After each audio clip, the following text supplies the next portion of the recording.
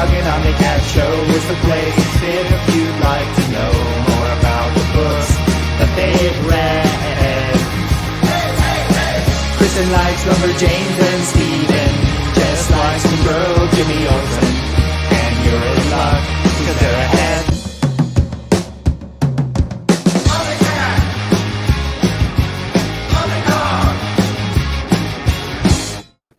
Good afternoon, and there's the Flirkin. The Flirkin. I'm OmniDog, joined as always by OmniCat, who is on very little sleep, driving 3.5 hours back home from a concert in St. Louis. Yeah. Let me live vicariously through you and ask, who did you see? It's an artist we've talked about before that you still haven't heard, so I need to send you his videos, but Oliver Tree is who we went to see. Okay, right. Yeah. And did anybody warm up for Oliver Tree? Oliver Tree, Huddy opened, and then Johnny also opened. Johnny was my favorite out of the two. Johnny was wonderful. Actually, I think you would like Johnny. Do you like Beck? I do like Beck. Okay, so he just did a thing. He just did a tour in Europe opening for Beck, and he did a song with Beck, and they have very similar vibes. So if you like Beck, I think you would like Johnny. I'll send you some Johnny stuff too. I've liked everything I've ever heard from Beck. I don't pretend to have like a huge catalog of him, but I do have a bunch of his stuff on my iPhone, which is mysteriously misplaced right now. I don't know where it is. But yeah, I've liked everything from like his first hit, whatever that rap was that he did for the roach chopping on the splinters, whatever, choking on the splinters. I can't remember. Yeah. From everything. Yeah. And you would dig Johnny then. Yeah. So what kind of music does Oliver Tree play? Is there a genre you can approximate? He's really genre defying in a lot of ways. However, I would put him in the alternative genre. Okay. Mostly. So I'm predisposed to like him because I like alternative music. Yeah, I think you would like a lot of them, yeah. Okay. And so let's see. We have Marcelo here. What up, buddy? James, as usual, giving me the weird FMKs last night on Omar's show, which was hilarious. Zorp. How's it going, Zorp? I don't know that we've heard from Zorp before. Dillspear, hey, buddy. And there's Joe Cool. I'm hearing my phone. That means it's time for the pain pump. I should have an intro for that. Pain pump. It's okay, thanks. Oh, thank you, sweetie. Pain pump, pain pump. She's like, you may need this. Yeah. Here's time for do the pain pump. Was that your producer off camera? That was my stager and producer. Lovely. Everything. She is what makes she's what makes OmniDog's vault spin around in circles. I hope you give her a good cut. I'm cleaning up the dishes after this, so that's the best I can do. That's good. Oh dear, Aiku is right. Jess and Kristen give each other more homework. This seems to be the concept we come up with the most.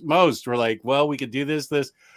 This concept that we have about is about like reading what we actually have, right? Yeah. And clearing our backlog out and pulling out books that we just normally haven't gotten to for some reason, but we've wanted to read. So it's kind of an excuse, and I hope the audience, if the audience gets tired of it, the viewers get tired of it, just let us know, and we'll just keep doing it anyway, probably. But here's Tasty Melon. Hello from America. Partworks comic reader. Got some bids in on some complete collections tonight. Avengers World, which is good. DNA New Mutants, which I haven't read. Dark Avengers looks to have gone past my limit. Is that the oversized hardcover? I guess that's badly out of print. He's got Luther from Azzarello's run as his avatar, which is evil. But I wish you best of luck on your bids. Yeah, good luck. Avengers World is great. We love a good complete collection, right? Yeah. Chunky paperback. Yeah. DNA New Mutants. Do I have that here in my New Mutants paperback section? Where New Mutants by Zeb Wells. I seem. Wait a minute. How can I not have DNA New Mutants? That's not right. Is that right? Okay, I'm going to go in on the bidding and I knew you were going to say. I'm going to totally outbid you, Partworks. I got to get that book. Hey, here's Max. What's up, Max, old buddy? And so how long was the show of Oliver Tree? Like, how long was he performing? With everyone else or just him? Just him. Well, I didn't really clock when he went on. I would guess, over an hour. And so the whole Or just concert 7. was like more than 3 hours or so, or around 3 hours? Yeah, around something like that, yeah. And how far is it to St. Louis? 3.5. Oh my God, you are so young. I want you. I know you're not working on much sleep, but you are Yeah. so lucky to be so young to be able to do that. I used to do that all the time. What? Rush is playing up in Yuba City or something? Yeah, let's go. 11 o'clock at night. Yay. Good idea. What? Lake Tahoe? Sure. That's a good idea. Let's go. I mean, it honestly feels like a great idea until we're driving back and it's like, oh, this is What if we very do hard. Yeah. Oh, they're in the UK, but knock yourself out. Well, good luck to you then, Partworks. Only Marvel would reprint complete collections. It's annoying. Yeah, what do they do when they don't? I mean, they don't reprint oversized hardcovers. Then they do complete collections. But what happens when the complete collections go out of print? What do they go to then? Have they not reprinted any of those? I thought maybe Complete we got- collections? Yeah. I'm not rare, sure. I'm actually not sure. I do have a complete collection here in the stack that I haven't read yet. I feel like X-23 complete collections are getting reprinted. There's her 2 earlier complete collections, 1 and 2. I feel like those are getting reprinted. Maybe. IQ, am I wrong? Okay, they reprinted a handful, not much. Gotcha. That's annoying. Oh, Max says, I believe they said complete collections are all going to be turned into epic collections or modern epic collections. And then Roberto is they go to the new modern epic collection. And what the hell is that? What's a Also, new? Yeah, what a convoluted title, right? Just like What's a modern epic collection? Uh-oh, and now the questions are coming in. Do either of you have a comfort comic or series, like a comfort food, something you can always count on to help you unwind? It's a good question. Absolutely. I feel like I have 2 big go-tos, and I mention them all the time, but that's what they are. Giant Days, 100%. Just makes me laugh all the time. It's easy to go back to. I know I'm not going to be upset the whole time I read it. Even if there's a little drama here and there, like I'm not gonna, actually, I have 3. Let's keep going. Let's go. Lumberjanes. It's the same deal. It's just so fun. It's such a good time. You're not going to end an issue and be upset about everything. You're just not. And the Tea Dragon Society. Oh, that is so comforting. Yeah, just like a warm hug. Yeah, I'm so glad I gave you that recommendation for Tea Dragon. For the record, because for anyone who doesn't get the joke, I recommend that book to Jess. That is a complete joke. I have an odd first one that I'm going to say, and that's Batman by Tom King, Volume 3, because that has my favorite Batman stories in it. I believe it contains when Poison Ivy lost her mind, and it was up to Catwoman and Batman she was being mind controlled, so they had to figure out a way to get her back to normal. They had to bring Harley Quinn in, but it's also got a 2-part The Date, where Batman and Catwoman go out with Superman and Lois, and they end up switching costumes at the county fair. It is just super fun, lighthearted, really great comics that I just enjoy the heck out of. So that would be Batman Volume 3. And if I'm wrong and the Poison Ivy one is in Volume 4, then it would be 3 and 4. Someone will correct me if I'm wrong. The other would be, I'm looking at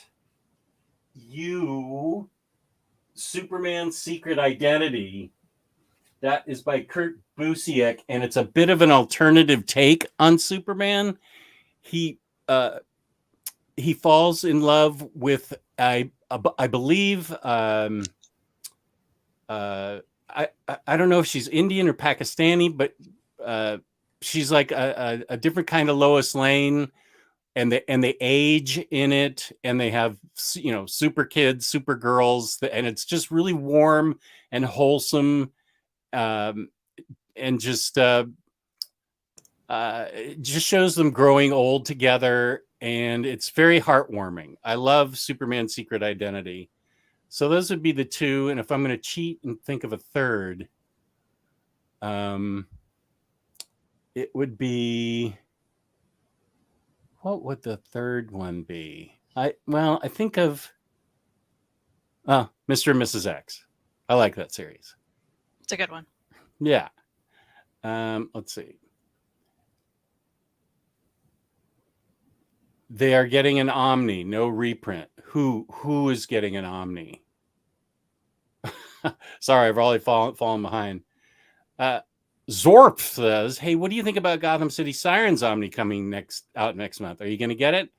I already have it, and I can recommend it with this caveat. It's by Paul Dini. The good parts, 2/3 of it, are by Paul Dini. Excuse me. The art's decent and good. The art's really good and then gets good. So 2/3 of it are excellent. The last third of it is very good. It's not awesome all the way through, but it's totally worth it because it's those three characters and they get up to all kinds of wacky hijinks. And that's where I think that's the book that really helped me have an affinity for all three of those characters, and which makes me really want, who knows now, but it makes me really want a Gotham City Sirens movie with like Margot Robbie as Harley Quinn. I'll take what's her name that was just Catwoman in the Batman movie, Zoe McFly. Wait, what's her name? Zoe Kravitz. Like Kravitz, yeah. Zoe Kravitz. I'd take her as Catwoman. That leaves Poison Ivy. Somebody redheaded. I don't know. Jessica Chastain is too old. I mean, you can dye hair. Well, that's true.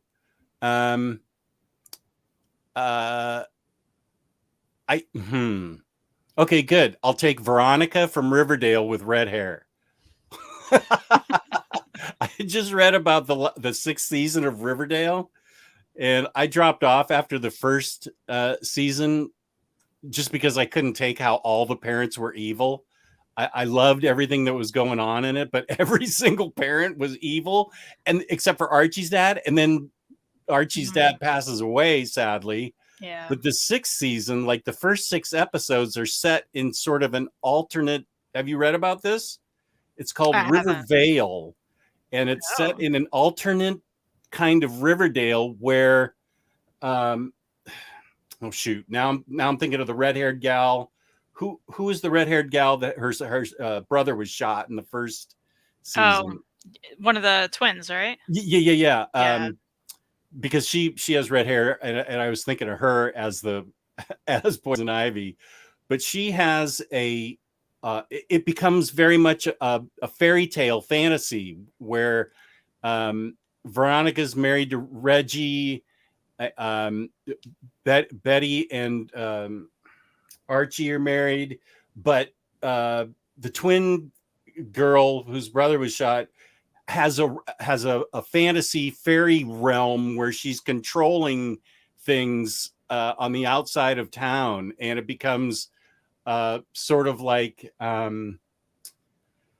something out of Fables. for the first 6 episodes, and so it's called Riverdale, and then I don't know what happens after that, but that has me interested in watching. I don't know what's happened the past 4 seasons. I don't care either. So I want to see her with this magical realm where she's dispatching, little fairies to off do her bidding and has magical creatures and stuff. That's fascinating. Yeah. I don't know that I did a good job explaining it, but it sounds fun. Yeah. Razor Ramen. Oh, you have your own logo. That's pretty cool. Thanks for the Harley and Ivy recommendation, OmniDog. Book was a ton of fun. Does the Harley Omnibus have a similar tone? Yeah, in a different way. That's a Paul Dini, Bruce Timm book, that Harley and Ivy book. The first one, who did I send that to that was going to read that? Somebody that's close to me. I can't think. I sent it as a gift, and they were going to read that. Maybe it's in their to read pile today. I don't know. Right. Anyway, the New 52 Harley Quinn Omnibus, the first and second ones, are the ones that made me fall in love with Harley. She breaks the fourth wall. She has wacky, crazy adventures. She's Harleen Quinzel by day. Then she's a roller derby queen. She's also a real estate magnate. They have a poop launcher on the roof. There's all kinds of crazy characters in this Coney Island place where she lives. It's hilarious and really well done. They've taken some of the elements and put them into the Harley Quinn cartoon. Like Cyborg is from the Harley Quinn comic book. I highly recommend the first 3 Harley Omnis by Palmiotti and Connor. They are really fun, excellent reads. May I just interject here? You may. Look, I know we usually take about 3.5 hours and we go through the questions first until we actually start this thing. But because of that comment, I feel like I need to go ahead and start this thing. Okay. Is that okay? Wait. Pen, paper. Whoa. Okay. Just to make you happy, honestly. Because of something that's in my stack. Oh. OmniCat. Okay. Are you ready? I'm ready. First book on my stack. Harley and Ivy. Oh, Harley and Ivy. Willie Pickett. Shocking. It's been sitting on my shelf for a long time. Spoiler alert, there's already a check mark by it. I knew it. I knew it. Okay, I will go with Grant Morrison's Superman and the Authority, with art by Mikel Janin. Sometimes even Superman finds a task still in shrink wrap, of course, almost impossible. Sometimes even the last son of Krypton needs to enlist help. Some tasks require methods and heroes that don't scream Justice League. So Clark Kent seeks out Manchester Black. Not only will Black know the right candidates for okay, so basically Superman wants to build his own authority. The Authority, like Warren Ellis is the Authority. They have to move quickly, however, as one of Superman's most dangerous villains has his own plans and his own team. And there are a lot of boss-looking characters on the back. So, yeah, I'm kind of excited to read this. I've had it for about a year now, I think. So how excited could I be, right? I should have read it by now. If you're still excited, though, that's a good sign. I am still excited. It's good. Let's see. They recently announced there will be epic collection of modern runs. Oh, which are called modern epic collections. The first one being Spider-Gwen, I believe. Okay, so not just older stuff, but new stuff.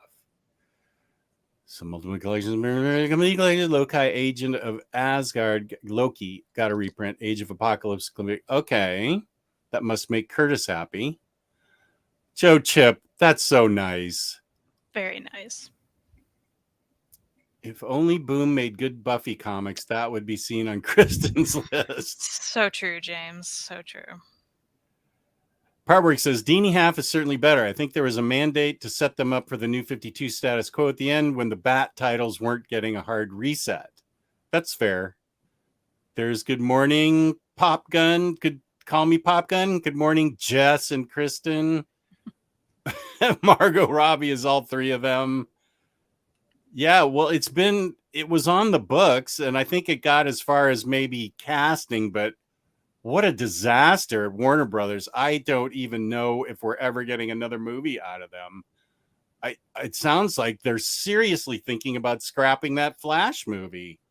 So, and that's a $200 million write down, and they seem to be wanting write downs.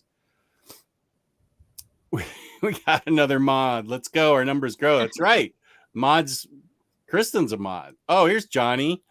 Love, respect, and appreciate you guys, but have to head out now to see The Northman. I haven't seen that yet. Hope, trust you all have more than a wonderful live show. Thank you. Thank you. Hello and goodbye. Here's a good question for you. If you could pick one writer to work on Buffy, who would it be? Oh my gosh, it's a great question. I'm like looking around. Who do I know? Who wrote some of your favorite Buffy books? You know what? One of my all-time favorites, James Marsters wrote, who played Spike in the show. So I would love for them to bring him back. He's a good writer. He was an actor, and then he wrote the comics? He didn't write some of the... He wrote like a one-off. Okay. Like, I think a few issues of Spike. Or maybe it was just a trade. I don't know. But I got him to sign it. It was really good. So I think he could do like at least a really solid Spike miniseries. That would be awesome. So Boom needs to get him back. Plus it'll sell because people are like, I know that name, you know. Yeah. I would love that. Stimson. How you doing, Stimson? Flash movie would go in a flash.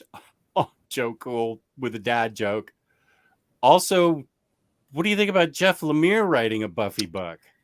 I would have to find out if he's a fan or not, because if you're not a fan, you cannot write Buffy properly. Even if you're Jeff Lemire. It sounds like it. That would be amazing if he's into it, but... True Graphic Novel fan, good afternoon. We're both okay. Louis Rabino. James Tiny Onion should write Buffy. He arguably writes a similar character with Erica Slaughter with Something is Killing the Children. That's actually a great pick. I would love to see that. Everything I've read from him, I've loved. So... And I have... he's now so big that I think the line to get his signature would be way too big. I mean, he's got so many... he's kind of like Lemire now, where he's just putting out so many different good books. Yeah. I wish for the days of the 2018 Awesome Con when I just walked right up to Tom King and James Tinian, Rosenberg. I can't think of his first name. Matthew Rosenberg. And Tinian and I, there was no one there. And he and I got into a conversation about Detective Comics, which was like the Bat Family for Rebirth. And he's like, yeah, it's like my own X-Men title, but just with the Bat Family. I'm having so much fun. And I'm like, well, it's really great. We had this talk, and now he's beyond me. There's no way I could have that kind of conversation with him. Although I will say Scott Snyder, the reason the line was always long for Scott Snyder was because he would take the time to talk to every fan. And I really enjoyed talking with him. I feel like there was somebody else that was really big at that. That wasn't that big yet, but like just getting started. Of course, I saw Lemire and Matt Kent at Baltimore, and I was first in line for them. Lemire had a longer line than Matt Kent did, but that was 2019. So how did I get off on that? Oh, James Tinian. Sorry. Also, I did think of another one. Tilly Walden writing her own standalone Buffy book would be a dream. I don't know if she's into Buffy. I'm just assuming because she would be great at that. And if she's not, she can figure it out. Have either of you watched Sandman yet? I have not. I have not, but I also want to, speaking of good shows, I want to call attention to Kristen's shirt. Rose Apothecary. What a great shirt. Thank you. Thank you. It's great. Okay, Jess, if you could pick one writer and one artist to write one pre-existing character, who would it be and what would they write? Let's see. Who's somebody I would... Okay. Of course, it'd be Harley Quinn. And I would like... it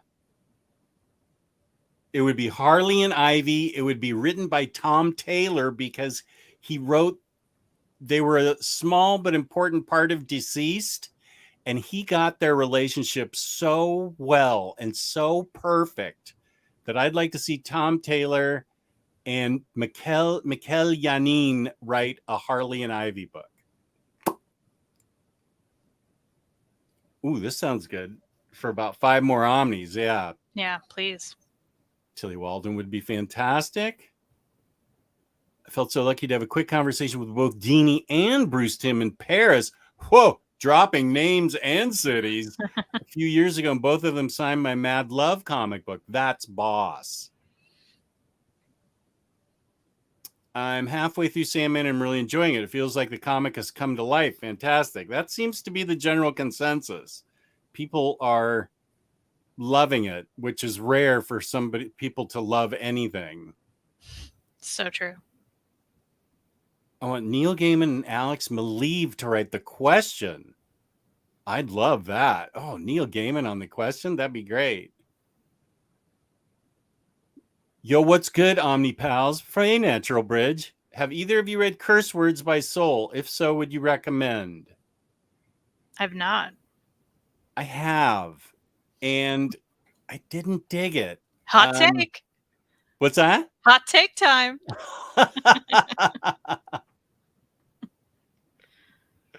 Hot take. I didn't dig it. And I love everything that Charles Soule has done for the big two, like Red Lanterns, Daredevil, She-Hulk. Charles Soule did a great She-Hulk. I'm sure I'm forgetting what he's most famous for. Oh, he's also done good Star Wars stuff. But his independent stuff like Letter 44 and Curse Words, I found Letter 44 to be repugnant. And then Curse Words, I didn't get it. But a lot of people like it. So it could just be me. It could just be me that didn't dig it. So I can't honestly recommend it because I didn't personally like it. Maybe watch some other crappier YouTube comic reviewer and see if they liked it. I mean, you know, it can't be as good as this show, but it just didn't flow for me at all. I did hear that, and I'm not sure how I feel about it. I have him on speed dial. I'm gonna have to see what he has to say for himself. Oh, here's Unstoppable Bar. How's it going, Bar? Have about a Harley Quinn one-shot by OmniDog and OmniCat. I think we could do a Gwenpool better because I don't think Kristen knows Harley Quinn as well as she knows Gwenpool. True. And I have seen the 2 covers they're using for Gwenpool, but I haven't seen the spine yet, which makes me nervous. They're 2 really nice covers. That spine is making me nervous, though. If it's that pinky little baby writing, I'm going to be really unhappy. We're going to have to do a show dedicated to that spine. Whenever that drops, yeah, I have to jump in here and be like, hot take. In the middle of the week, just outrage, the outrage channel. I'll leave work. It'll be like worth it. Like we just got to get right on it and be like, here's the deal. Okay, we're making that vow. We are doing that when that thing drops. Call Me Topic is talking to Bar. 8 billion genies is incredible. I much prefer it to Curse Words. Interestingly, Rick Ray, I have heard good things about 8 billion genies. but I don't think there's enough issues out for it to be collected yet. Yeah, Darth Vader by Soul was good, but not great. Should I pick up the Gillen Omni? Yeah. Yeah. That Gillen Omni is incredible. That's where Dr. Aphra and the murder droids are introduced, who are 3 of the greatest characters that are now going to get stuck in canon somehow by Disney Plus, I bet, in the future. Not that I have any say, not that I have any knowledge, but I'm calling it right now. There's no way Dr. Aphra can't get introduced into Star Wars canon. She's just too cool of a character. Yeah, I feel like it's happening too. Yeah, 100% read Darth Vader by Gillen. As much as I like Darth Vader by Sewell, the Gillen one sets the bar. It's a 10, like a 10 out of 10 for me. Perfect book, incredibly written. Yeah, it's after the Death Star blows up and Darth is back on his heels and having to get into the good graces of Emperor Palpatine again, and he has to prove himself. So if you can imagine a Darth Vader not in complete control, but looking to be replaced by Emperor Palpatine is the basis of the book. And he hires Dr. Aphra, an evil archaeologist, or amoral at least. And how she activates the murder droids is amazing. I love that book. Aiku, I dropped Cursed Words 2 after reading the first trade. I think Omar did a review of it. That would count as a lesser comic book channel. Thank you. Call me Top Gun. Here's a question for you. How's Kristen coming along on those Lemire books for the review video?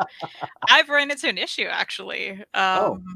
This Comixology and the new Comixology app finally suddenly updated on my iPad, and now I can't read anything on it.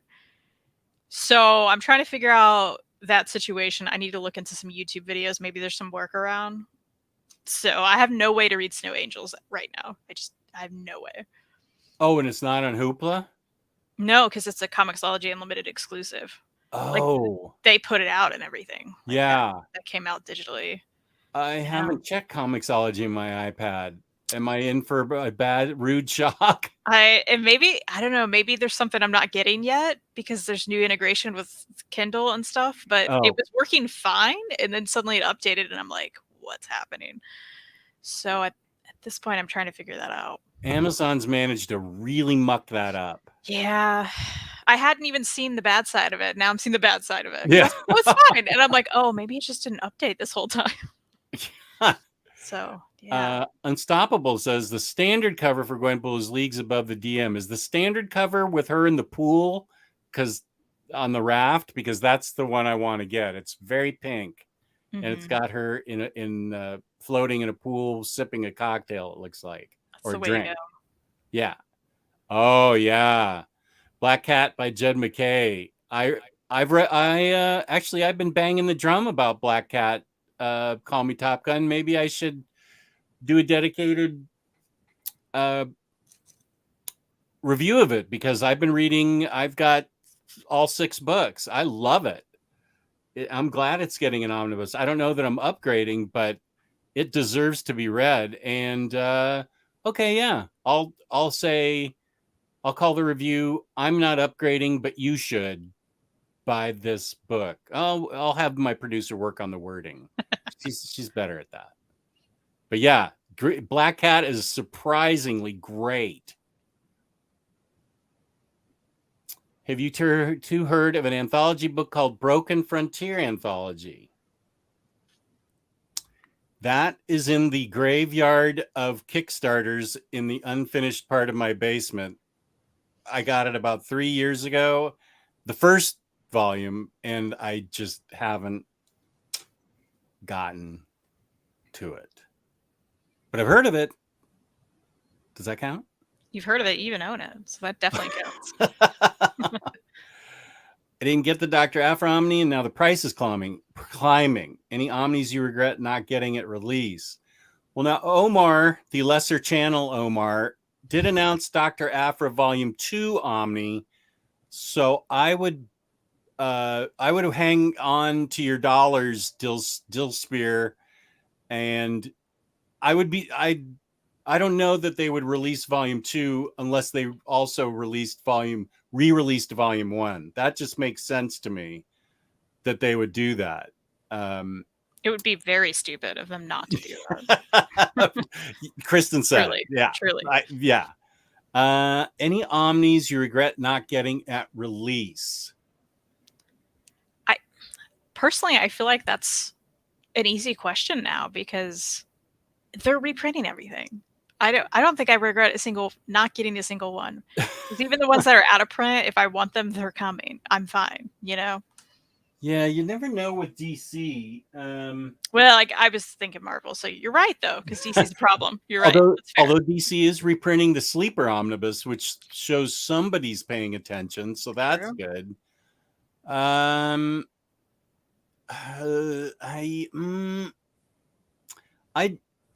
generally pick up Omnis as soon as they're available. So I don't have any Omni regrets. I'm trying to think of, but I probably have other book regrets.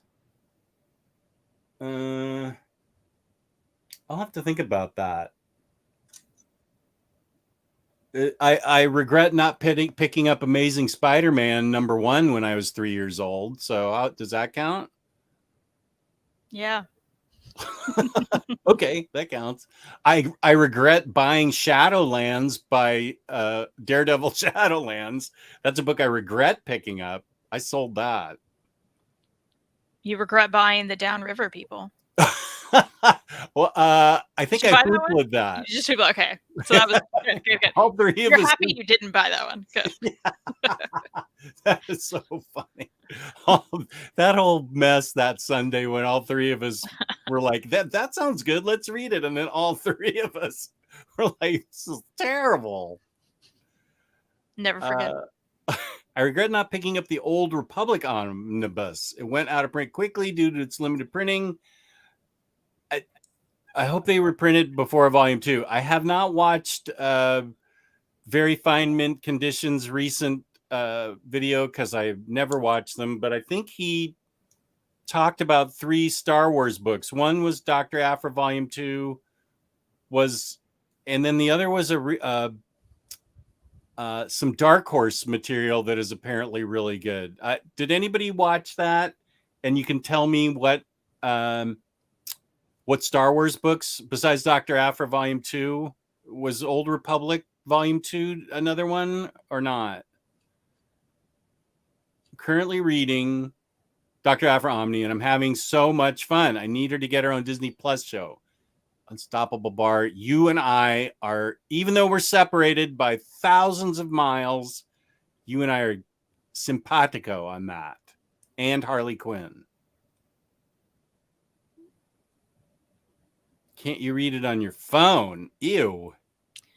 Here's the thing. The app's actually worse on the phone. I have tried it. I was like, well, it's working on my phone. Why isn't it working? You know, and it's just like there's something about the new integration that makes it. I'm about to cancel it if I can't figure this out. It's done. I'm done. I wonder if there are just tons of people complaining about it. If you're having a problem with it, then I bet lots of people are. I know when it came out, people were complaining. Yeah. But I don't know if it just rolled out to my devices late or this is a new update that's even worse. I don't know, but I'm not happy with it.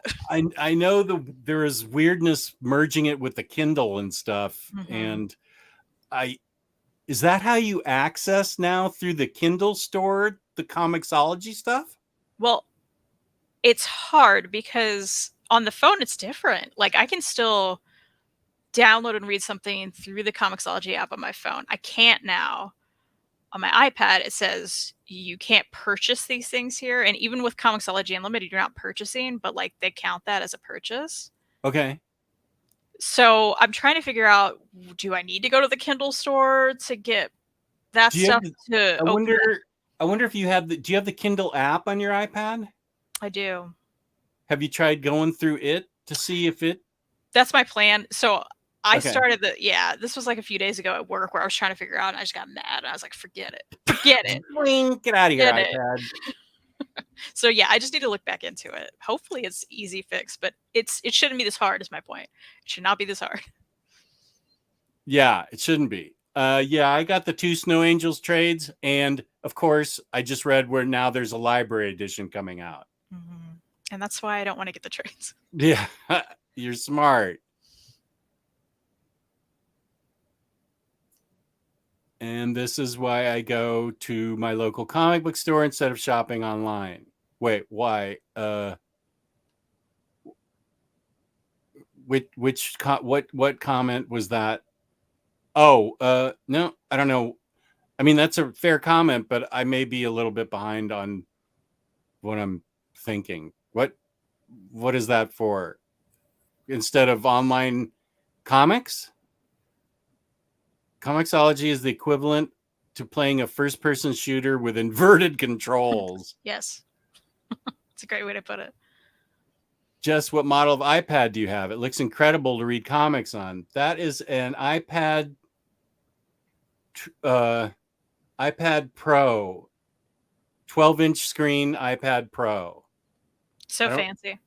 Yeah, I saved up and splurged on that because my plan was to read more comics online, and I'm doing that, but I need to read more and more online. It's like a full-size comic, which is why I really like it. I will say that I did a comparison of colors between Lady Mechanica on Hoopla and Lady Mechanica. I did a comparison for Lady Mechanica, the new updated modern. They modernized some of the text. Well, they modernized a lot of the text and changed a lot of it when they came out with the new. When he went to Image, when Joe Benitez went to Image. And I did notice a little bit of a color difference. Things seemed a little blue, slightly bluer on my iPad, only because I compared it to the book I had in hand. But I don't think it's not a complaint. It was just something I noticed. Natural Bridge. I just started reading Parker by Darwin Cook, and it's so far some of the best crime stuff I've read. The art style is also so good. You are correct, sir, and or madam. The new Goodreads page on the website is horrendous. Amazon owns Goodreads? Oh, yeah. Wait a minute. I had no problem. I just went to my app and it was fine. Yeah, the app, not the like full web page. So if you I never go to the web page. Yeah, it's not good. It's not good. I do sometimes when like I'm a Goodreads librarian, so sometimes I'll add books because you can add books if you're a librarian. Like if there aren't comics there that I'm reading, I'm like, yeah, I'm gonna add that. But it's everyone's complaining. Nobody likes it. Nobody likes it. Wow. That's really annoying. Yes, the cover in the pool is the DM. Oh, but you don't like the pool cover. You like the other cover better, I think you said. Kristen, if you have Amazon Prime, you can read it online or tablet with Prime Reading without Comixology. Does that make sense? But why would I do that if I have Comixology? That's my point. If I'm paying for it, why am I not doing it? I think that's his workaround. No, I don't like that. Sorry, James. It was a good idea. But and also, he spelled your name right. No, I appreciate that, James. So James, I know about Prime Reading, and I feel like I've tried their app too. What app do you read that in? Because I feel like I'd had trouble in the past with it. As in, it just wasn't that smooth. Like Comixology, that's the thing. Old school Comixology app. Now I'm becoming an app person. I'm yelling at the cloud. Yeah. But it was perfect. It was so perfect. And the way Unlimited was integrated, it was perfect and smooth and flawless. In fact, the panel to panel reading was the smoothest of any other app. Like it was so smooth. It was better than Hoopla. It was better than all the other things. Even panel to panel was just very nice. And now it's garbage. What happened? everybody's in agreement. I mean, it got so much harder just to get books. Yeah. There used to be a store, and then there was your books where you had them. And I'd go to the store and I'd get books, and then they'd appear in my app. And now I'm like, where do I go to? Nobody sent me a notice that said I had to go to Amazon now to buy books. Well, to it's the so stupid. Comixology app. It's making everything harder, right? It's just like, why is this happening? It used to be completely easy, and now they've made it much harder. Unstoppable Bar, the Dr. Aphra Volume 1 Omni's getting reprinted next year on March, I think. That makes sense if they're coming out with Volume 2. Just have you ever considered writing your own comic? No. I tried my hand back in the early 90s at drawing a comic strip, and my art skills were fine for a comic strip, but I didn't have the writing skills that I needed. So, although it was fun for the time, that was the happiest I think I've ever been in my life, was creating that comic strip. Even though it went nowhere, I was super happy coming up with like 60 dailies and 5 Sundays that I sent into the syndicates, which was, back when newspapers were a thing. And they were very nice, but they said no. But they all said no. I mean, we've said it before, or I've said it before. We as in Reed and I, but we are working on something together that I'm writing. So. Oh, good. Well, let's ask Kristen that. Kristen, have you ever considered writing your own comic? Why, yes. One day you'll know about it. It'll be on the internet, and maybe you want to check it out. I don't know. Hey, also, while we're plugging me, just real quick, gotta mention that someone's close to 300 subscribers on YouTube. And look, Jess is big time now. That's a little bit of subscribers. However, I'm excited, and maybe 300's a lot. yeah. Do you have more? Do you have more than your dad? No. Oh, you don't? No, he ran. That dude's uploading videos like every other day. I know. I'm pissed. Just like, no, I don't. He's also buying too much. Like, he buys all the time, and I can't. Yeah. So that'll get you subs. Sorry, guys, I can't do that. But nice. 300. You haven't been up that long. Yeah. So maybe if anyone hasn't subscribed, check out the Comic Slayer. And that's in the description below this video. The Comic Slayer. Everything Kristen and Reed do is in the description below. Reed's comic envy store, Instagram, everything. And this is a good time for me to say organic price books my code is OmniDog, and 5% off shipping 3 or more books together is OmniDog Ship It Together. I don't have Lloyd Wong here to remind me, so I had to do it on my own. Oh, you regret buying user. That's true. Wow. Yeah. Let's see.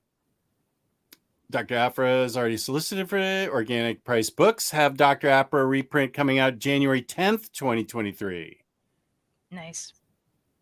Thanks. Good, Dillsbury. See, we helped you out here. It was crowdfunding, a crowdsourced saving of your money. And did you get it on close to near mint condition? No. Got it here on OmniDog's Vault with OmniCat and OmniDog. That's all right. Here's Bavarian Rev. Hi, how's it going? And DC does constant silent reprints too. That's true. Oh boy, where do I start? Too many. You know what? You know where we're going to start? Z2. That's where we're going to start. Pretty much. Publisher, right? Yeah, pretty much everything. I think we've both backed the same 2 from Z2. So there was True War Stories, which was a great book. I think we both liked that one. Yeah. And then there was Maddie, which I thought overall was fine. Did you read that one? Yeah. Yeah. I felt it was fine. It was fine, but they shipped both of them like garbage. Okay, so I do regret buying and supporting their Kickstarter because of that. I think, didn't they headline our This Sucks show? I think so, yeah. I think they may have been the first thing we talked about in the This Sucks show. Yeah. Which I don't know if I've mentioned, but literally everything I've gotten from them. So I did those 2 Kickstarters, and then they put out a book that I couldn't resist, that I had to get from their website. It was nowhere else. So I got it, and it came, and the slipcase was damaged. Oh, And I was like, is this happening again? To their credit, every damaged thing I've emailed them about, they've sent me another one. oh, that's good. I don't even have to send the other one back. Okay, so to their credit, they will do that. However, why is it got to take one time to even... So at that point, they're just wasting books, and that's annoying. And they could use that money for that they're sending out replacement copies for a little bit better packaging. Yes. Like a box instead of a plain manila envelope. Yeah, it just seems like a bad business move for them. I don't know. It's not good. I haven't been really crazy about some of my most recent. I'll have to go back and look at what some of my most recent Kickstarters were, but I'm kind of not wanting to do them anymore because I don't. they sound good, the synopsis or the concept, and it will be by a writer that I think is interesting, and then I get them and I'm just like, really, was this good? I don't think so for the money, because you pay extra because you're getting like the hardcover edition or whatever. I've been really disappointed in some of my recent Kickstarters. I haven't read. I think you and Maddie might have reviewed it. The latest one by Saladin Ahmed.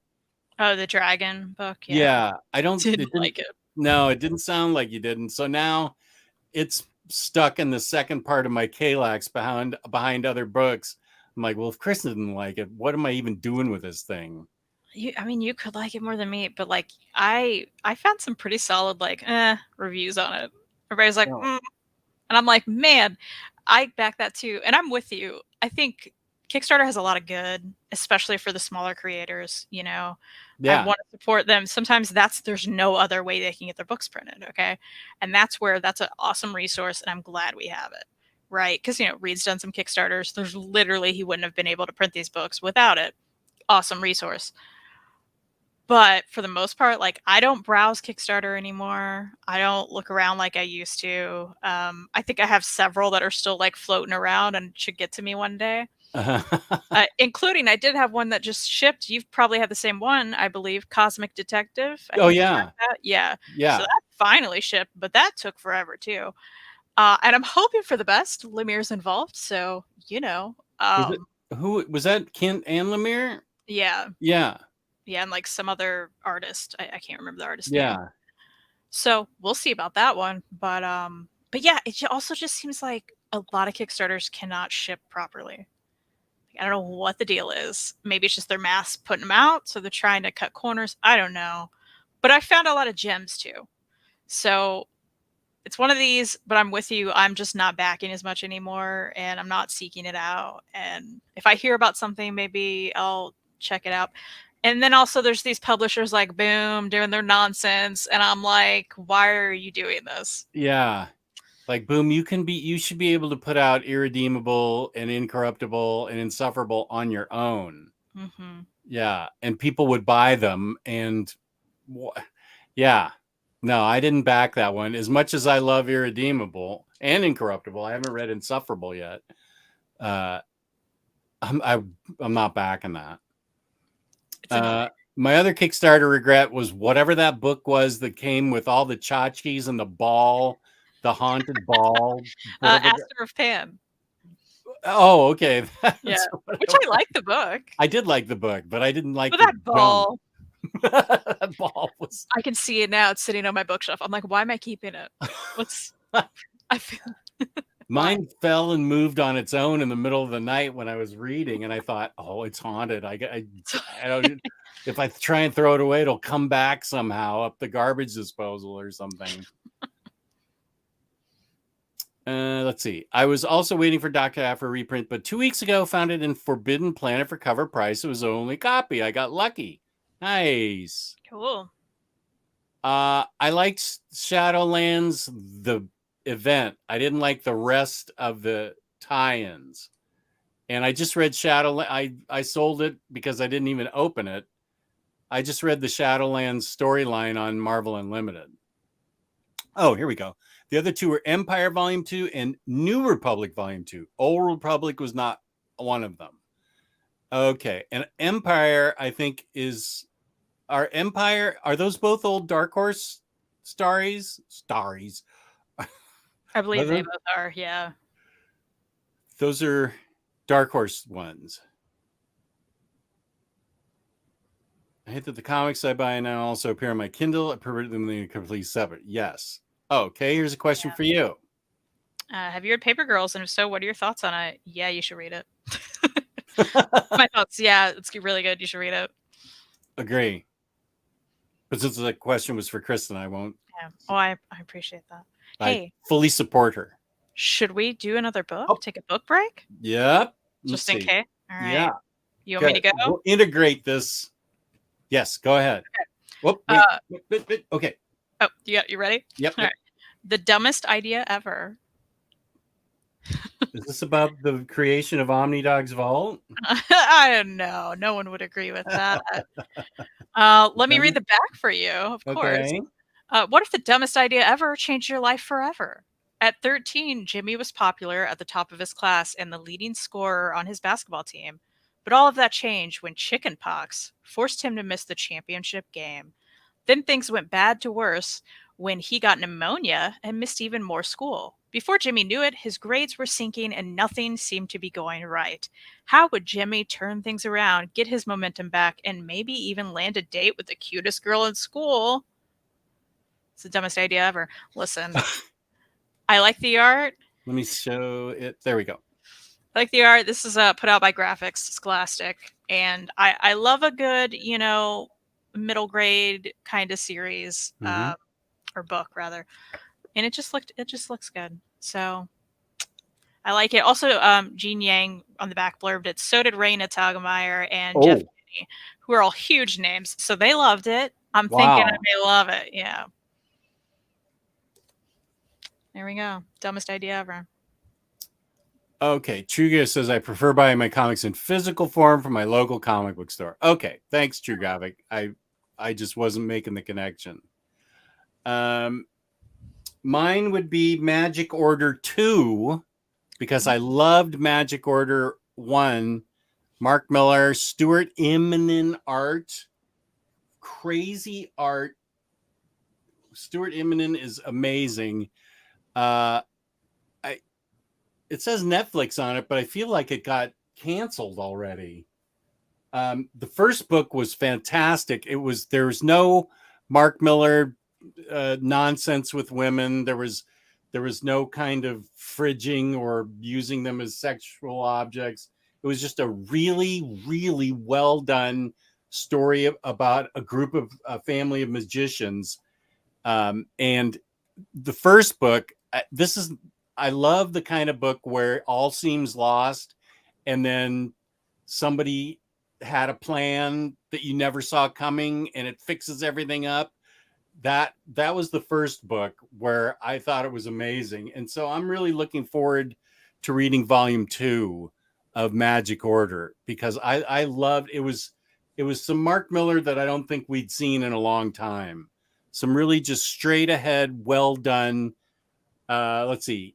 For hundreds of years, the Magic Order has protected the human race. Now Victor Korn is assembling a legion in the shadows and wants to enslave humanity to the dark wizards once again. Well, Victor Korn sounds like a bad person.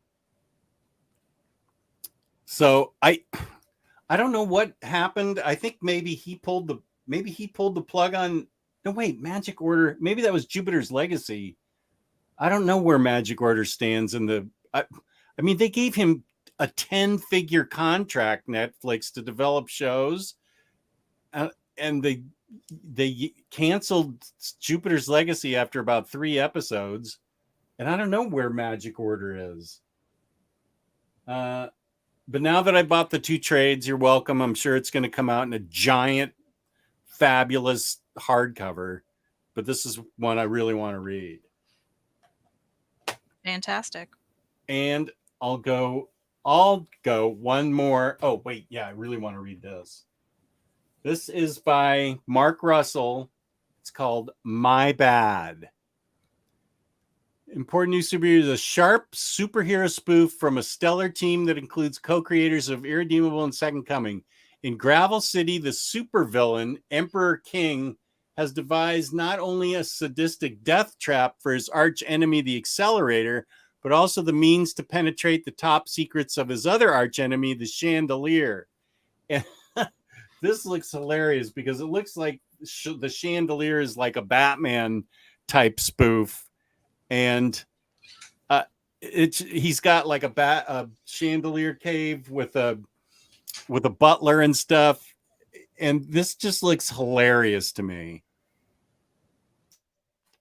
I don't know anything about it except Mark Russell's awesome, and I really need to get caught up on this. And I want to read everything Mark Russell's ever done, so I need to read My Bad.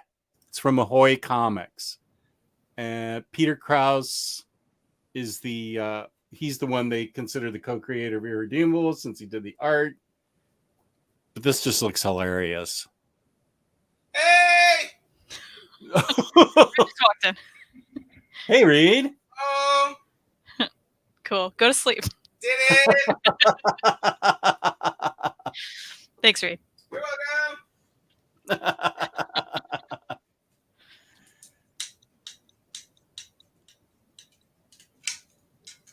Does it even work? I thought that would be funny. He's half asleep. He said, I thought that would be funny. I'm like, it's not. Oh, he's delirious. Yeah. Bye. Well, My Bad looks fun. Yeah. You want me to go again then? Sure. Yeah. Lonely Receiver. This looks a little spooky, right? Okay. Yeah. I'm going to read the back. A horror breakup story in 5 parts. Katrin Vander, a lonely web producer, buys an artificial intelligence partner that's meant to bond her for life. After 10 years together, her holographic wife suddenly disconnects without a warning. The breakup drives Katrin to the point of near insanity. She's alone for the first time in years and reeling from a loss she can't comprehend. Wow, creepy. Whoa. It's Aftershock, and it appears to just be one and done, which you know I love. Yeah. So this is one of those random ones I picked up for cheap at HeroesCon. So. Oh, okay. Unstoppable. Lady Mechanica is one of my top 17 comics. It started out in the top 10, but then my top 10 has expanded to like 17. You can see at least 2 videos about Lady Mechanica in my library. I did a most recent one, I think earlier this year, about Lady Mechanica, and then I've talked about it earlier. At least I know I talked about it in my top 10 when I did a top 10, and I can't remember. I feel like I did a dedicated Lady Mechanica video too. So check my library. It's one of my all-time favorite books. It's steampunk. Lady Mechanica is put together. She has no idea how she became like she is. She's half cyborg, half human. She's a complete kick-ass private investigator. It's Victorian England with all kinds of cool airships. It's super steampunky, with gorgeous art and really sharp writing that I really like, by Joe Benitez. And then I think he handed off duties as it got more popular. He handed off writing duties, and it's still held up. I think the first 6 books were fantastic. I'm a little nervous, but I don't think he's taken it to Image now, and they redid the word balloons and some of the text. So they rewrote a little bit of it, and that's Benitez's book, so he's certainly allowed to do that. I felt like it took a teensy bit of the charm away from it, from the originals, but you wouldn't notice it if you read the Image ones. They're still really sharply written. The art's still great. It's still a fantastic adventure. So I highly recommend it, and check out my library for more. And Zorp's laughing about something from 25 minutes ago. Have either of you read or Walk Through Hell by Garth Ennis? This guy has. Yes, I have. I just got it in a blind buy because it sounds cool and the art is beautiful. It is cool and the art is beautiful. It's extremely cool, extremely creepy. It's very creepy. Larry's Library over Comic Slayer. I love you, but your dad is just... Why would you highlight that, Chad? I'm sorry. I thought he was... I didn't mean to. I thought it was saying something nice about your dad. I didn't know he was... Top Gun. Why I would didn't know he was going to shoot shots fired at you. I mean, jeez. That's just a little rude. You can like us both. You don't have to rank us. Yeah, call me Pop Gun. I think you owe Kristen an apology. Wow. Well, Unstoppable Bar referred to Call Me Top Gun at 149 for the Voldemort's channel's name. Now we won't mention Larry. That's funny. Oh, here's a question for you. Hey, Kristen, how to read end up getting his work published and read by the great Iggy Pop. That's awesome stuff. That is awesome stuff. His comic, I was like, why can't I think of it right now? Why can't I think of it right now? The G.G. Allen one? Yeah, but I'm like, what's the name? What's wrong with me? This is why I know I haven't slept. It's the G.G. Allen book. I have somewhere in my read section. Let me make sure I get it right. This is how I know.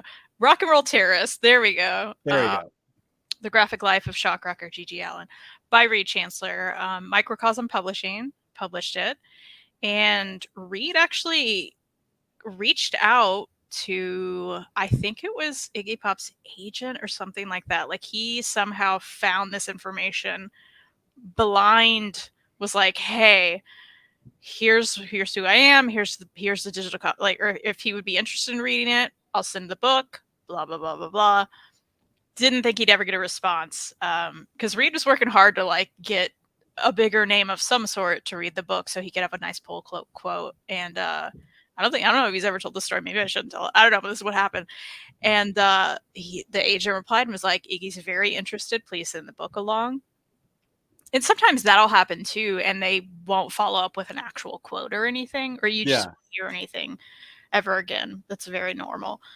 But he was like shocked that he even got a response, so he sent the book along. And I guess Iggy, like, I don't know what the story is. Reed's asleep now, so I can't ask him. But I know that Iggy was at least interested in Gigi in some sort. So like Reed already was aware that there was this kind of connection of some sort. So Iggy could be interested in it. And I think he read it pretty quickly. And I think maybe it was like the day after that. I don't know. Or maybe there was some period of time, but he did, like the agent came back and was like, here's a quote that you can use right from Iggy, and here's what he thought. And, you know. That's so boss. And it's a really cool quote. Again, I wish I had this book around me. I don't think I do. That's funny. But yeah, I mean, it's a quote right on the cover, and he loved it, and he recommends it, and Iggy Pop himself read it, loved it. I mean, what else do you need, right? So as far as getting his work published, I think that was another like microcosm. He reached out to them and gave him a pitch and some example of his work, and that's what it's about, like getting someone to not reject you, pretty much. That's unfortunately the industry's full of rejection, and a lot of people are looking for really specific things. But you know, he'd done Hardcore Anxiety through them. And they were like, yeah, this GG idea, like, let's do this too. So he has 2 books published from them. Yeah, it's really cool. Here's your address for your channel. Thank you, James. You're the real MVP. Appreciate you. It's unlike some other people. There's a hot link below where you can click to go right to the comics. You know what? I may call James Top Gun. I'm just saying. Maybe I should call James Top Gun. It's now James's Top Gun. Okay. Yeah, that's right. Call James Top Gun. That's okay. Right. Yeah, he's the Top Gun. Oh, there's Farhan. Hi, Justin Kristen. 2 a.m. here Monday morning, but I'm not going to miss these two decent human beings. Peace and love from Malaysia. Farhan and I have been texting back and forth throughout the week. He's been reading a bunch of good books that I recommended that he's very happy with. And so peace and love, Farhan. I really appreciate your reaching out and letting me know that you like those books, because it helps. I know, as Kristen will tell you, it helps when you recommend a book and somebody says, hey, thanks, that was really good. I mean, that's the best feeling when you've got a channel that somebody likes what you're saying. So thank you, Farhan. That's awesome. Zorp. Random question for both of you. Which are your top 3 Alan Moore story? I couldn't give you 3. No. In fact, I could tell you the top 3 I never want to read from Alan Moore. Oh, okay, go. A lot of them. I'll give you the top 3 that are safe to read for you, and they're my top 3 favorite. Top 10, Tom Strong, and Promethea. Yeah. Probably Promethea.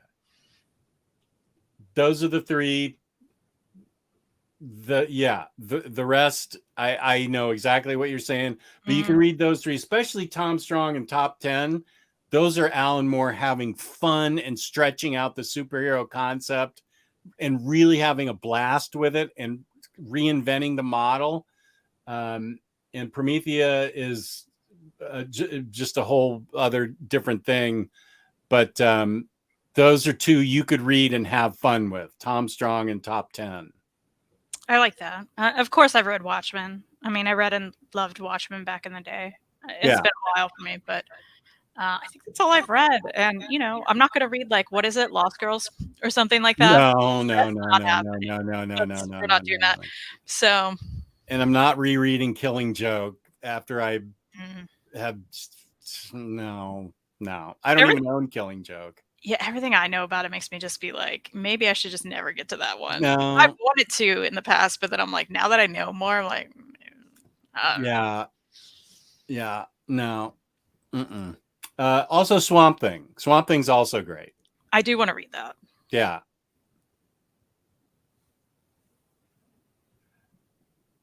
The collector's in the house. Should I highlight this guy here at 152? Lawrence's library? I guess. What's funny is his name isn't even Lawrence, by the way. Is it Larry? It's just Larry, yeah. Oh, okay. He's always hated that. He's hated that it's Larry and not Lawrence, or right? Yeah. Oh, interesting. Yeah.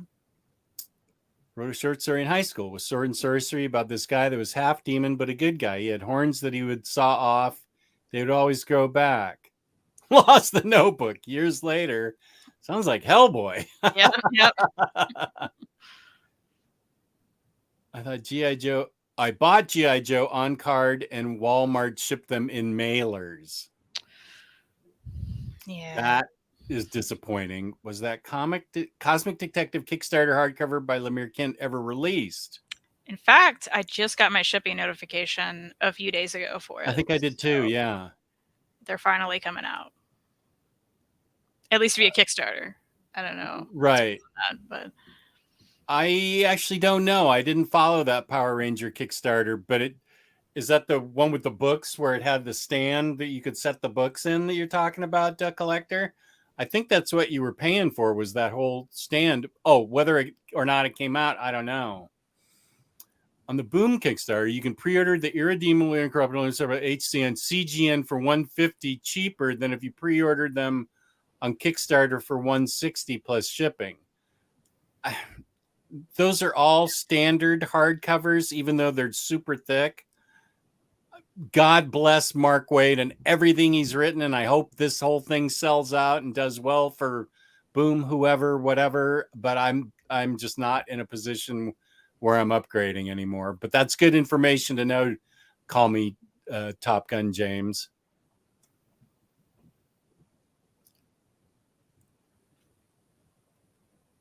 Yeah, they're standard size, thick hardcover omnis. Right, there we go.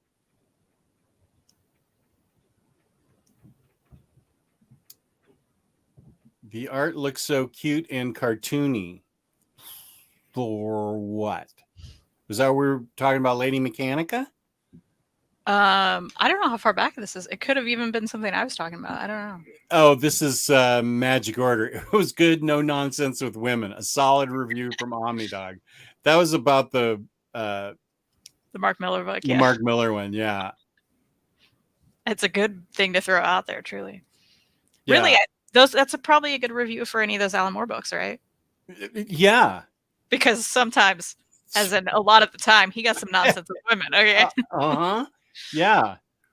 And I'm not being a snowflake here. I've been reading comics for a long time, and when I see what I see, I react. So I'm not trying to, Well, and some people have patterns, and it's like, yeah, you got some issues to work out here. yeah.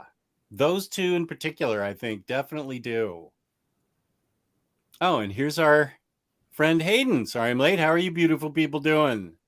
Hey, Hayden. I got the Avengers world. DNA, New Mutants, and Kyle Yost X-Force stay on the hunt list. Got all the Fraction and Gillen Uncanny CCs the last few months, so expanding out that era. Congratulations. Avengers world is great. It actually helps expand Hickman's Avengers, and I have to thank Gabriel Alicia for telling me about that. What's his handle? It's not E. coli. It's like paramecium. What's his? I can't think of what his YouTube name is. Gabriel's, but he's the one that hipped me to Avengers World, and it's really good.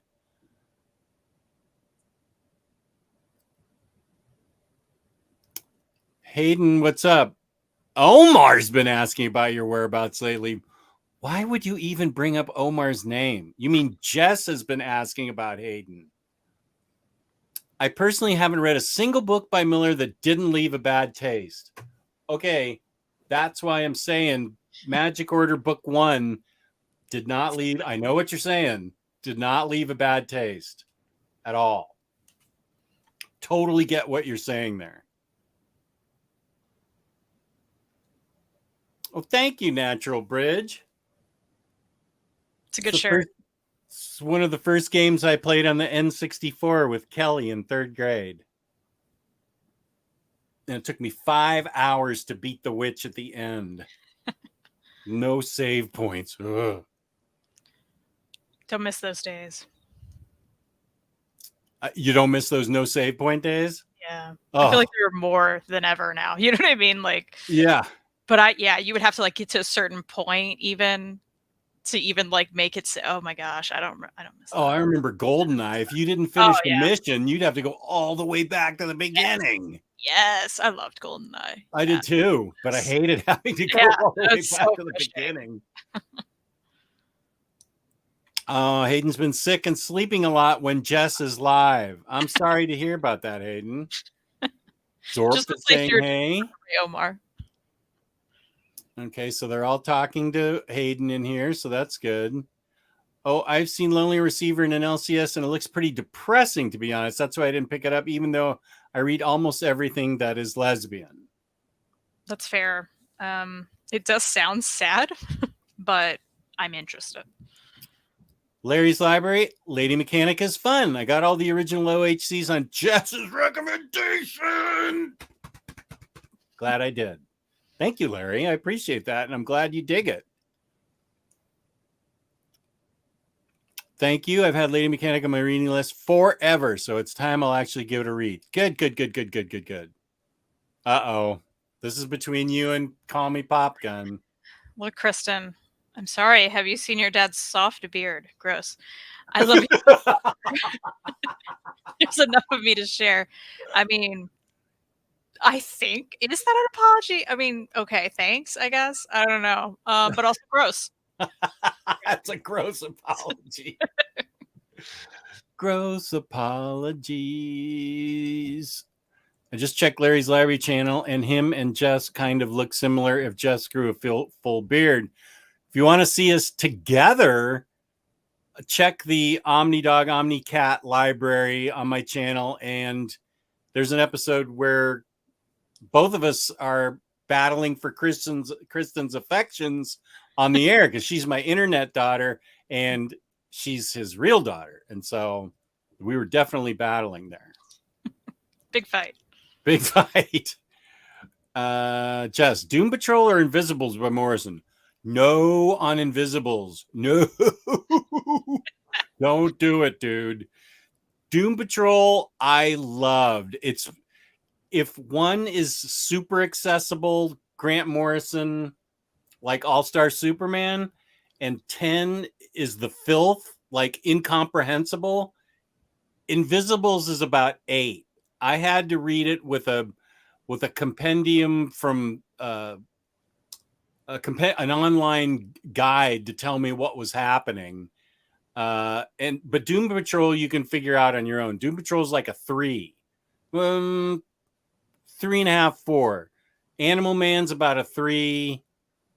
Wonder Woman's about a 1. That's very accessible by Grant Morrison. What's that other crazy? There's that.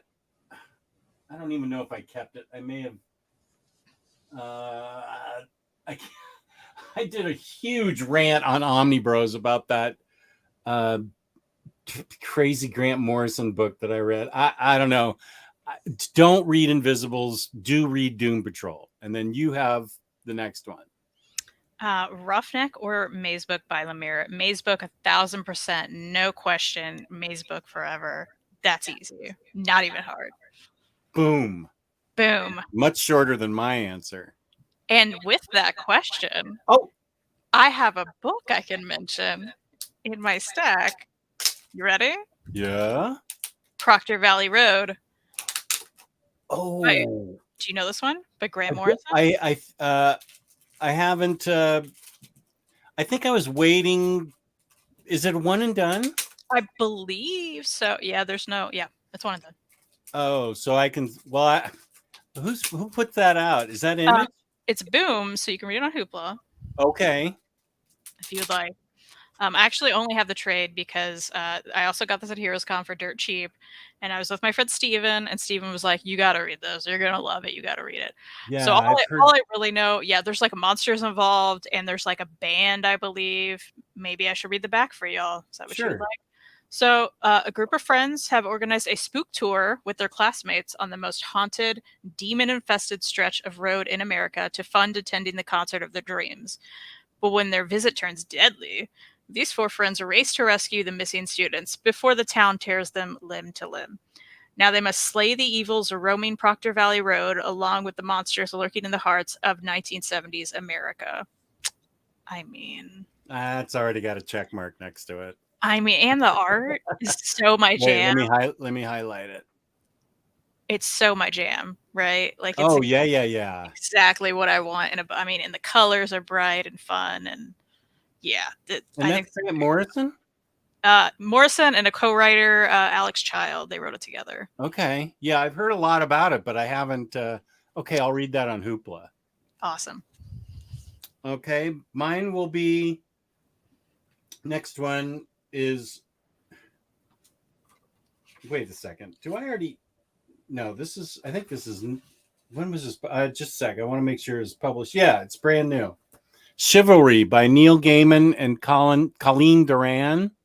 Another delightfully humorous and sweet fantasy graphic novel adaptation of a Neil Gaiman short story brought to you by blah, blah, blah. An elderly British widow buys what turns out to be the Holy Grail from a secondhand shop, setting her off on an epic visit from an ancient knight who lures her with ancient relics in hope for winning the cup. Oh, look at this art.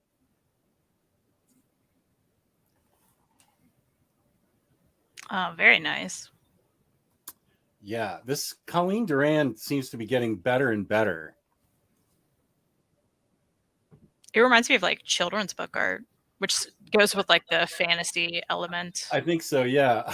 I love that she bought the Holy Grail in a secondhand shop. That's hilarious. As you do. Yes, as one does. That sounds fun. Yeah. So that's my what is that? Is that our fourth Yes. pick? Okay, good. Should we go again? Should get some Sure. of these out? Yeah. You know, I got another Jess book in the pile. So, and that's the Stuff of Legend, book 1. Yes. I only have book 1, but you know, of course I've heard this from you over the years.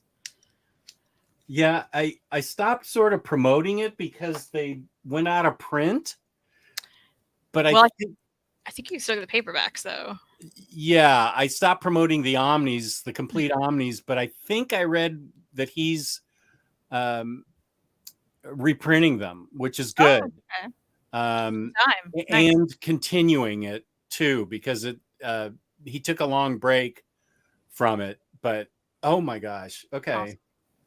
You may not have much more to go before I pick your 5 books. Yeah, it's going to be everything that you like. Yeah.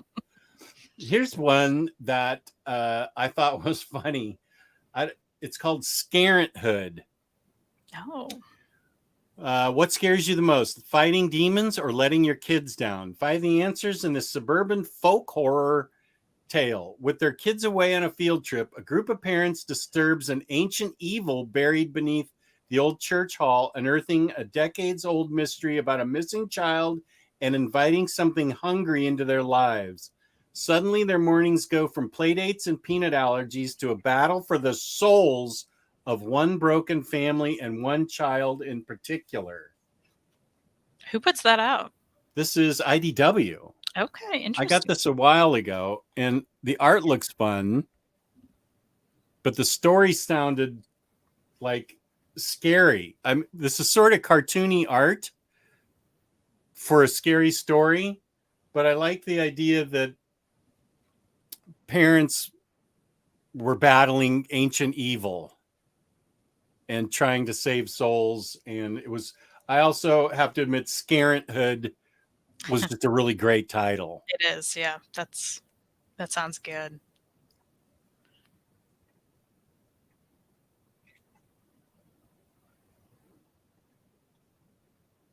So that was another choice. And here is a question for you. Out of the big 2, are you more into DC or Marvel? I feel like Jess knows. Marvel. Yeah, more into Marvel. I've read a lot more Marvel. I grew up in a Marvel house. You know, Larry is a big Marvel guy. But I've read a lot of DC now. I guess a lot's relative. I've read more than ever, I feel, within the past few years, DC stuff, and I've liked a lot of it. So I'm open, but I'm definitely more of a Marvel kid. Saw Queen of Dragon, Game of Thrones, let out a comic, believe name was Supermom, knew about it. Oh, you mean Mom? Yeah, I read that. I wasn't that big of a fan. I'd love that. I feel like that's a hot take. Yeah. Okay, wait. I don't know if it's a hot take generally as far as what people thought about the comic. I just think it's so funny because so many people were talking about it, and you're just like, nah. I feel like she needs to stick to. I appreciate the effort. That's nice of you. I like that she wanted to write a comic book and that she gave it her best shot. Because I have nothing against her at all. I saw her in the first 2 seasons of Game of Thrones and in Solo, and I thought she was fine. So, I have that on order from Organic Price Books, where you can use my code OmniDog, $2 off. 3 or more books, 5% off shipping. 3 or more books together, OmniDog ship it together. So yeah, I'm looking forward to that book, even though it's my least favorite format. It's that extended, the wide, flomp it open, wide screen. It may even be like upside down or something. It's some weird format, but it's supposed to be fantastic. So I did get it from Organic Price Books. Hasn't come in yet. Oh, here's Rick Ray. My fave 3 more: Swamp Thing, Miracle Man, and The Ballad of Halo Jones. I haven't read Halo Jones. I have it, but I also heard that I think Halo Jones is safe as far as not messing with women. I read Miracle Man. I haven't read, I mean, I own the 4 original trades from back in the late 80s with Alan Moore and Neil Gaiman. I remember enjoying it, but I can't remember anything else. Yeah, Swamp Thing's a beautiful love story. Yeah, and it's safe. Yeah, it is actually a beautiful love story. But I think Kristen's still mad at you, and I don't blame her. Hola, guys. Hope you're good. Hey, Remsco. This one has some kind of some problems from hell. I know he was just I know it was his theories on what happened, and it's historical record type stuff, but it's a little bit icky in retrospect. Rick Ray, speaking up for Echolands. I got both the single issues, the raw cut edition single issues, planning on the hardcover as well. Can never get enough of Williams' artwork. That is a big, what's the word? Big Compliment. Yeah. Why did I have trouble coming up with that? I don't care for the Lawrence name either. Would have rather had my middle name as my first name. I think What? that's weird, but okay. What's his middle name? Joe. Okay. Why don't you just make it your middle name? I mean, why don't you make your middle name your first name? Could have went by that. Yeah. I wasn't going to go by my middle name. Then you wouldn't have love it. Yeah. What's your middle name? Grover. Oh, that's cool. That's actually really cool. Yeah. I like I was named after my grandfather. Nice. Who was named after, that's how old he was, Grover Cleveland, the president. That's awesome. The Mark Waid Flash run is amazing. I agree with that. We're still talking about Echolands. The story sounds so good, but I honestly pre-ordered the hardcover simply because, yes, Williams' art never disappoints, especially on the fabulous Batwoman Greg Rucka run. Triscotti, welcome. Hey, guys, have you ever read and what do you think about Sandman? I've never started reading that and not sure if it's too high concept for me. Have you read Sandman? I've read some of Sandman. Oh, is there a story there? Was it not your cup of tea? I read volume 3 in college for my graphic novels class. Oh, graphic novels class. I went to school the wrong era. Well, they offered it one semester and I was like, oh my gosh, yes. And I took it and they never offered it again. There were like 10 of us in the class. What was that title? Was that Preludes and Nocturnes or what was it called? I can't remember. Maybe it was like, I think it was like Season of Mist or something. Oh, maybe. Okay. And I know Midsummer's Night Dream or something is supposed to be something that people love. I loved Sandman. I started reading it from the beginning in floppies, and I have it in omnis. I don't know that it's too high concept for you. I wouldn't say so. I thought it was groundbreaking at the time, and I think pretty much everybody feels the same way. If you're a modern comic book reader, which you are, Terscotti, I think that you have read back in the day in like 89 or whenever it first came out, it was way literary and amazing to read. But I think there's enough really good modern readers that you've read modern writers that you've read by now that I don't think you'd have a problem with it at all. Comic book writing has just amped up year after year to the point now where we have so many great writers that are writing so many great books that it's leveled up really high now. I mean, we were coming off, late Bronze Age stuff that was just really crappy crap. And then Watchmen and Dark Knight Returns and Sandman came along and completely changed the game. Maybe back then, if you were like a Bronze Age reader, you might have had trouble with it, but I don't think you'll have trouble with it now because you've been reading a lot of good stuff. I know you've been reading a lot of good stuff because you turned into this channel and you listen to us. So I know.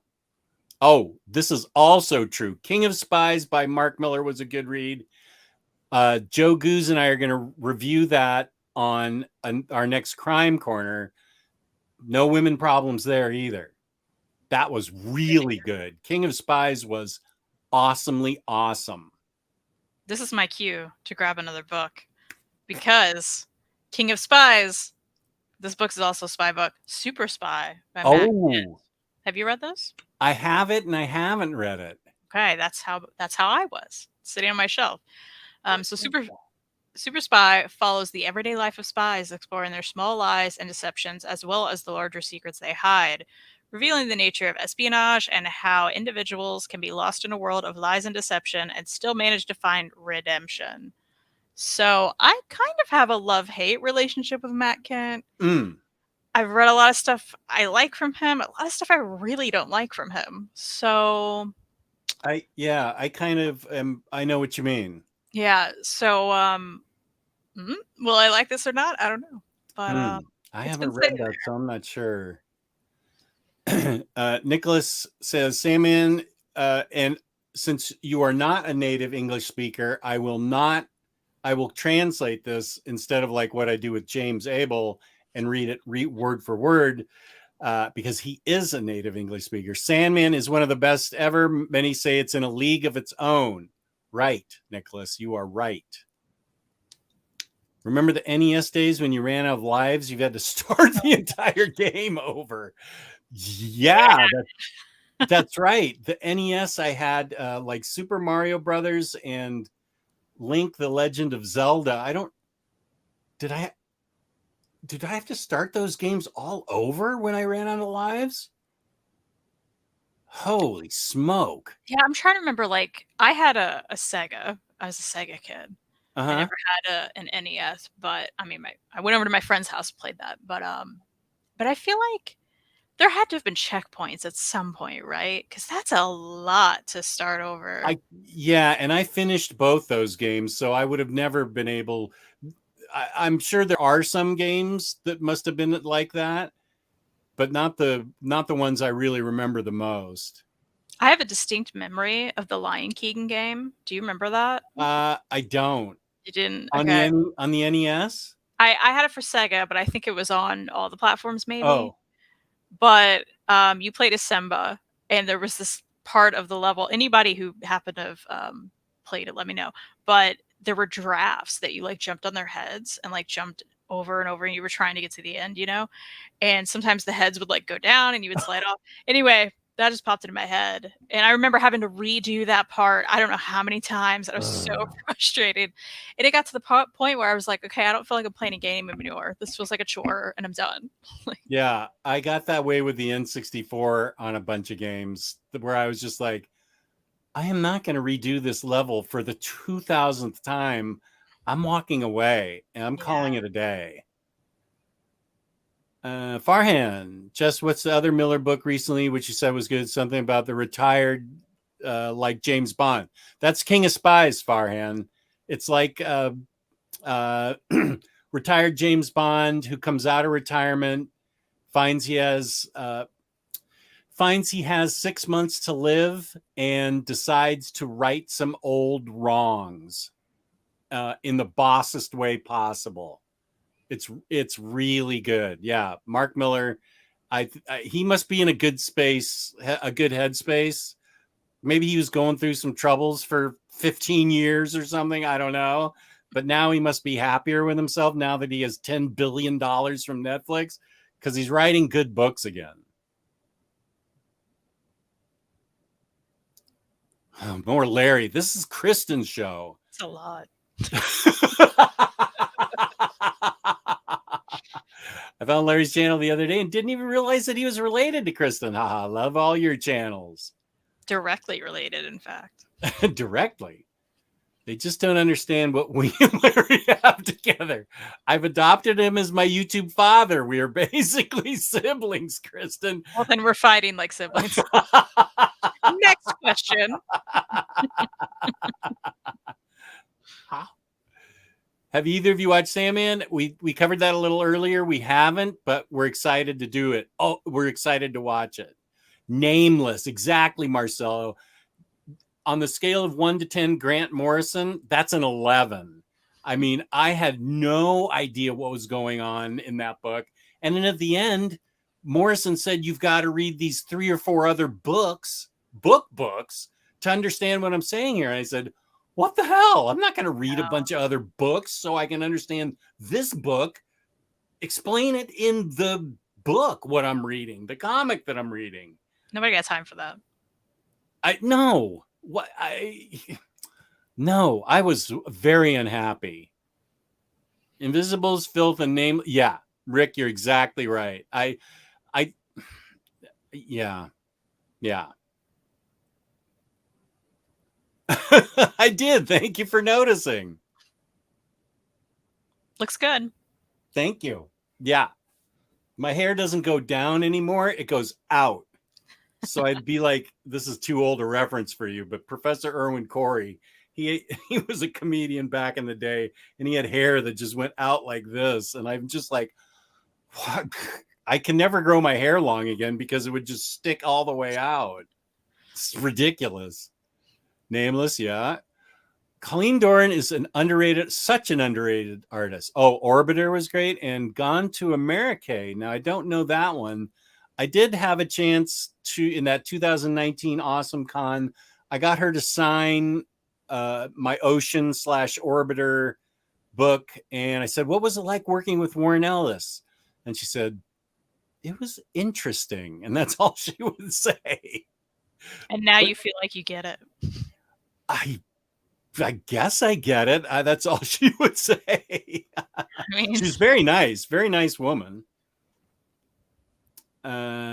Plus Doran's work on Norse mythology. Oh, that's the Neil Gaiman book.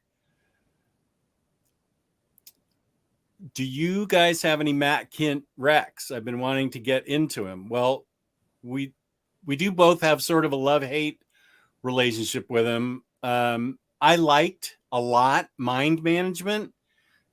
It's not a book for me. It's not a book that you can set down and come back to in 2 weeks. You need to read it like all the way through for it to make sense, because there's a lot going on in it. And he's one of those guys, sort of like Lemire, where you have to sort of get used to his art. He illustrates a lot of his own stuff, and his art's a little bit different, and so you have to get used to it. But I liked Mind Management a lot. I only read, I think, the first 2 volumes of Department H, but I really liked that. That was the other one I was going to say. I haven't finished it. I need to go back and probably reread it all. But I really liked what I read of that. Those were my top 2 Matt Kint books.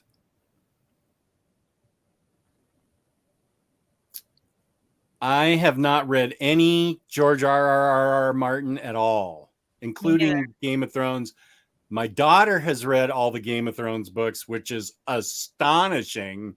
Those are thick chonkers, as you would say, or just chonkers.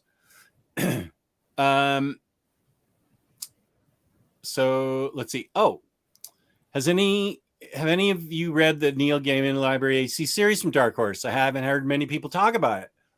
I just got those. Maybe I should do a video on those, Remsko, because they're brilliant books, beautifully presented. That is a good idea. And I will give you credit for it. Remsko. I've read some stories throughout those, but haven't read them all. Yeah. They look really nice, though. Wait, Neil Gaiman Library. Gaiman Library. That is a great idea. Thank you, Remsko. They're great, by the way. Great, beautifully presented with great, beautiful art, big sized, and the stories are wonderful. Highly recommend it. That the next day I feel good, which could be tomorrow. I don't know.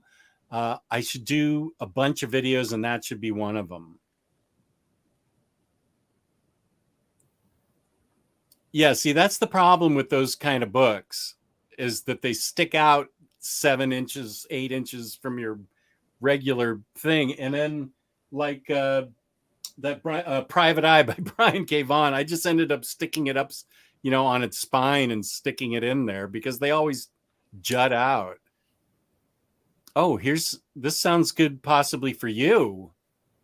The best Matt can is Super Spy. Oh, Red-Handed, Mind Management, Departmentation, Grass Kings. Ooh. I need to get back to Grass Kings too, because I started it. I liked it a lot. Didn't finish it. Same. I have it, and I didn't get back to it. Yeah. And I really liked the start of it. Also, are there any books that everyone seems to love that you guys don't care for? Absolutely. User. That Yeah. won a MAD award, or GLAD award, rather. MAD is Mothers Yeah. Against Drunk Driving. That won a It's different. GLAD award somehow. I hated that book. It's rough. It's a rough. It's beyond rough. It shouldn't even be published. I'm still angry about that book. Me too. Are there any other books that people love that we don't care for? I feel like I have several. I'm just trying to think of them. I just know there's been moments where I've been like, hot take. I don't like this. I see. The thing is, I usually get rid of those books, so I don't have them Same. In my vision right now to say, "Oh yeah, I didn't dig that." There's been plenty of books where like there's so much hype and people loved it, and I'm just like, it's fine. Like I don't even hate it. I'm just like, okay, that's fine. But like people go nuts, so I can think of a lot of those. But where it got overhyped, maybe. Well, or people just like, this is the best. I'm like, good for you. I thought it's fine. Or, okay, here's one that I've brought up before. Hickvengers, didn't like it at all. People love it. Happy for you. I didn't like it. Okay, Larry, do you want to take over for Kristen? Because I'm done with her. Well, we've talked about this, though. Yeah, I have we a very good reason for it. Yeah, no, we have. I'm totally teasing you. The only thing I can think of is User that won an award. Yeah. For worst thing ever. I mean, I bet there's some people out there probably really like Downriver people, and I don't understand them. That's still, I don't regret reading it because all three of us with the Minister of Comics, you and I read it the same day. And then when we got together to discuss it, it's still such a funny memory to me that I really am happy that the three of us experienced it at the same time and not just individually, where we're like, what a waste. Instead, the three of us in real time were like, what the hell happened here? It's always so fun to hate a book together, right? It's a joy. It's like, I don't regret it at all because we're able to just hate it together. Yeah. While I'm thinking of another book I hated was that Henry Abrams Spider-Man book. Bloodline, Blood Nest, Blood Spurt, something. I can't think of what it was, but it was awful. And you can't tell me that he didn't get to write that because he's J.J. Abrams' son. Peace and love to J.J. Abrams. He brought Star Trek back and did a great job with it. But that doesn't mean nepotism gets to write you a Spider-Man story. That thing sucked really badly. We changed the name on Omnibros from the Golden Kirkman to the Golden Abrams for worst book of the year for our end of the year show. That's how bad that was. Remsco from Hell blew me away when I read it last year. Aiku, I thought it was a masterpiece. The third trade is the one about Hell Yes. Wait, okay, I don't get it. No, Kristen, I read it and understood it. Anyone can read it and understand it if I can. I'm sorry. What were we talking about? I know. I don't remember. 20 minutes ago. I'm so sorry. I'm like, I have no idea what you're talking about. I read it and understood it. What? Anyone can read and understand. Was that maybe Super Spy or? Well, but that's obvious, right? Of course, anybody can read this. Yeah, no. Okay, I'll try and catch up. I don't know. Jess, the ghost of Steve Gerber would like a word with you about the writing level of the Bronze Age. Fair. That's fair. Late 80s intake of British writers really shook up US comics. True. No comic book is high concept, except Harley Quinn by Amanda Conner and Jimmy Palmiotti. That's only enjoyed by those with the most elite tastes. Hayden, you have never been more right in your entire life. You are so 100% correct. I'm so glad you're feeling better and you're on this show and not on that close to very good plus condition show. There it is. One day One day I'll reread it with you. I would love to. We should plan it. Yeah. For sure. I can, in September, I can do it. I was going to say, I know we've got to plan out stuff. So. Yeah, we kind of do. Yeah. A new version of Super Spy comes out later this year. Highly recommend for those who haven't checked it out. This is my favorite Matt Kint book. Oh, your favorite. Okay. Wow. High praise. And don't forget DD. Okay, well, yeah, but now you're cherry picking. Frank Miller, Steve Gerber, Drek.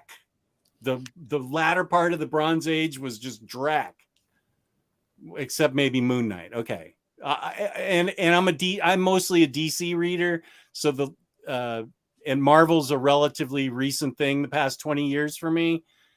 But I have to say, late Bronze Age DC was Drek, and that's why Watchmen and Sandman and Dark Knight Returns were so surprising and great, because they were coming off of a bunch of crappy crap that DC was publishing.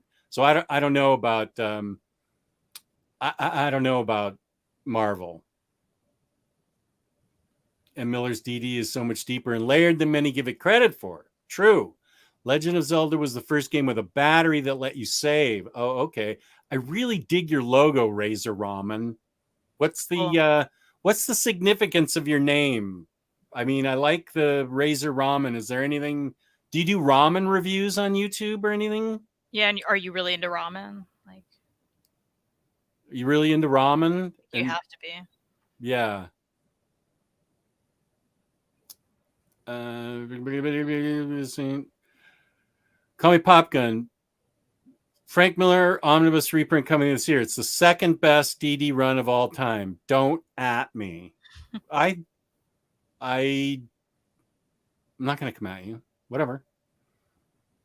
Some games had save codes. Later, there were battery saves in the cartridges. That must what a bit was with Super Mario and like that.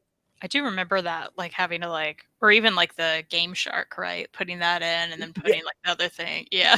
I got a Game Shark to try and finish an N64 game, and even with the Game Shark, I still couldn't defeat the boss. And I said, "Okay, forget it." Yeah, I ran into that a lot.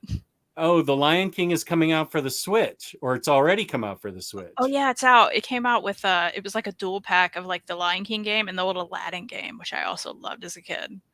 That's fun. And it's the best DD run if you include TMWF and Born Again. The Man Without Fear. Have either of you read Power Rangers? How does it compare to TMNT IDW? I haven't read Power Rangers and would not. I didn't grow up on the show. I have no nostalgia for that, so I don't care, to be honest. I am interested in TMNT. Reed has some of those hardcovers, so I plan to read that eventually. I've read them both. I read up through volume 4 of the IDW Power Rangers. I also didn't grow up with Power Rangers, but I didn't grow up with Teenage Mutant Ninja Turtles either. I thought Power Rangers was interesting, but not interesting enough for me to keep it. TMNT, I thought was fantastic. I don't think I'm going to reread it, but what I read was amazing. So that's really all I can say. Oh, I was a Sega kid too. I remember the cheat code for Aladdin to this day. ABBA ABBA. Hey, I think I remember that. That's awesome. Nice job. Thanks, guys. I'll give Sandman a go. Sega's Lion King monkey level made us have mental breakdowns as kids. Same with you? The Yes. monkey level? Second, third level where the monkeys throw Simba around. I remember this. Yep. It's so true. I'm glad you guys get it. Okay, good. I will, Remsco. I will review the game and libraries. Is anyone here subscribed to Lemir's Substack? Fish Flies has been really cool so far. I am subscribed. Guess who hasn't read any of Fish Flies? So I'm like, why am I subscribed to this? So I probably won't re-up, to be honest. It's interesting. I like Lemire a lot, obviously. But I haven't even opened any of the Fish Fly updates. So I'm like, why am I doing this? Maybe I'll read it before I go. I don't know. Before you go where? Before I leave Substack. I'm like, bye. Domaticus, how's it going? Talking about Neil Gaiman. Read the Graveyard Books graphical novel, and they were really good interpretation of the original novel. Yeah, the Graveyard Book, I believe, is included in those library editions. And I'll go with my next book that I want to read. This is a new book that came out that was just sent to me to review by Organic Price Books. Deathstroke, King of the Supervillains. Deathstroke's okay. I've never been a huge Deathstroke, the Terminator type guy. But the concept sounds pretty cool. An experimental serum granted skilled soldier Slade Wilson many new abilities, including super strength, super speed, and even an incredible ability to rapidly heal from injuries. All of these have proven useful in his dangerous career as a fearsome hired assassin known as Deathstroke. One of the serum's greatest gifts, granting Slade the ability to use more of his brain than nearly any other human, has enabled Slade to evaluate his place in the world and see it's time for a change. When Deathstroke is enlisted to work with an ages-old secret organization called Trust to take down some of the world's most powerful supervillains, he's all in. And this is by Joshua Williamson, who I really like his writing. This is the first Deathstroke book I think I've been excited about, like, ever. So I do, and it's, standard hardcover from sucky DC, but this sounds pretty cool to me. So I'm kind of into this, wanting to read it. Awesome. My next book is like the opposite of that book. I feel like anything is at this point, but that I could pick up. City of Dragons, The Awakening Storm. This is book 1 in a series. The dragons have awakened. I'm reading back. When Grace moves to Hong Kong with her mom and new stepdad, her biggest concern is making friends at her fancy new boarding school. But when a mysterious old woman gifts her a dragon egg during a field trip, Ooh. That's weird. Grace discovers that the wonderful stories of dragons she heard when she was a young girl might actually be real, especially when the egg hatches overnight. Okay. Let's look at the art. I like the art. Very Yep. smooth, cartoony. I like it. Here's some dragons. Magical. Ooh. It I looks like fun. magical dragons. Yeah. Who puts that out? That is also graphics from Scholastic. Okay. Paper Girls is the book everyone seems to love, but I feel kind of meh about. Okay, don't watch my channel anymore. No, I'm kidding. The art is great. The premise is great, but I felt like the story could have been told in 12 issues, not 30. Rick Ray has a lot of great opinions. This is not one I agree with. Peace and love to Rick Ray. I loved Paper Girls all the way through, but he has a lot of other good opinions. So not everybody's 100%, except for me. Downriver people equals Mississippi people equals Tyler. I would never put Downriver people on Tyler. Oh, here's something for you. Oh, I'm with you on Hick Ventures, Kristen. I struggled to finish it. It's all plot, but it didn't make me feel anything. Thank you. I'm glad you get it because that's exactly how I felt. It was just action, action, action, action. But I got no character development. I didn't feel for any of these characters the whole time, you know? So I was like, this means nothing to me. And I have admitted, like, I didn't read anything before this, right? I just jumped into it. So if there was character development before it and brought it to like this, I still think you can blend that action with some character development though. And that was absolutely lacking, which I hate in a story. I need both. I need to give a crap about what's going on, you know? Yeah, I totally get that. Hello from Malaysia. Much love to everyone. We have 2 Malaysia viewers, Malaysian Nice. viewers. It was Spider-Man Bloodline. Okay, yeah. Thank you, James. From Hell, Reddit, prefer the movie. Okay. Sandman in Hell. What's happening here? I don't know. September, just in time for Harley's 30th anniversary, is perfect. He's saying that's when we should read Harley Quinn Omnibus. Okay. Because there's a big oversized book coming out that Hayden showed me on Instagram. And it's like her greatest hits and stuff, but some of them I don't have. They may have been collected in Batman Adventures or Batman and Robin Adventures, whatever, but I don't have some of them, so I definitely want to get it. I got to go shoot another YouTube video. We'll watch the rest with your mom later. Above was to Kristen, obviously. Okay, Mr. YouTube video guy. Yeah, thanks for tuning in. All you do is shoot videos. Got it. All right. My name is a play on the old pro wrestler Razor Ramon, right? Ramon, and I also enjoy ramen. Okay, cool. Cool. Tom, Deathstroke is a great read, Jess. You'll definitely enjoy. I'm excited. Shadow War comes out later this year and is a crossover between Robin, Batman, and Deathstroke, all by Williamson. Highly recommend reading all 3. I like Williamson a lot, so that's good to hear, Tom. Thank you. Natural Bridge says the Paper Girls show was quite good in my opinion. Felt pretty low budget, and I don't see people who don't know the comic enjoying the show much, but I liked it. Oh, now he's kissing up to you. Here's my opinion on Hickman. Amazing creativity, but meandering stories. I don't even know that I'd say he has amazing creativity, but all right. Shadow War HC comes out later this year and is a crossover. Okay, right. Wait, didn't I just... Oh, you didn't put hardcover. Okay. But aren't the Harley Quinn Omnis out of print? Number 1 is what I sent to Kristen, and I believe it's still in stock at organicpricebooks.com.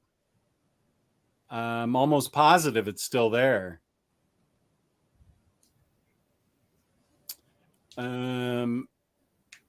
So let's see. Wait. Okay.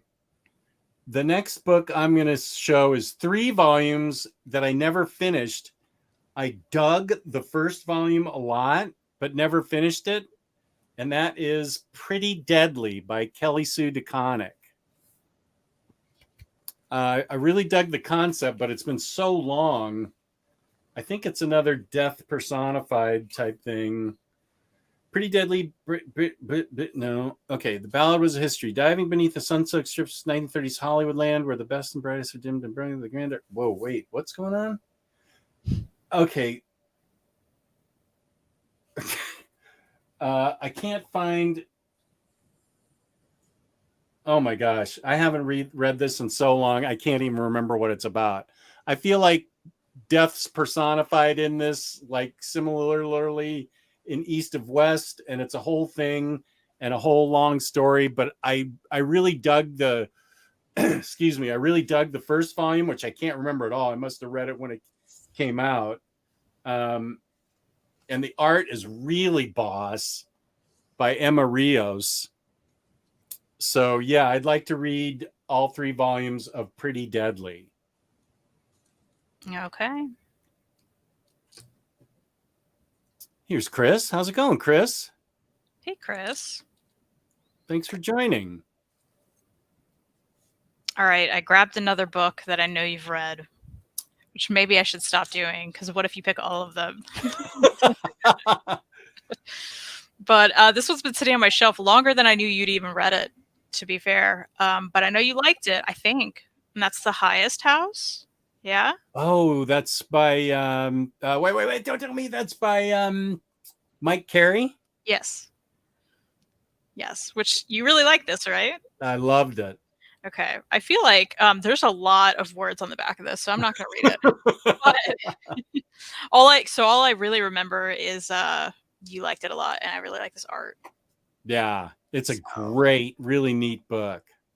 And it looks really good. That's fine. Okay. The next one I will pick is a book I started, as you can see by the bookmark there, but I never finished. I loved it. This is the first Gen X epic, Back to School. I love Gen X. I love all young X-Men type. Whoa, that is boss. Let me show you this art. What's going on here?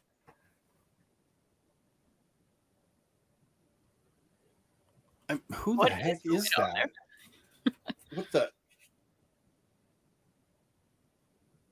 Oh, wow. I haven't gotten to this part yet, but the art is really cool. And I dig anything new, not new X-Men, like New Mutants, Gen X, any young X-Men type stuff.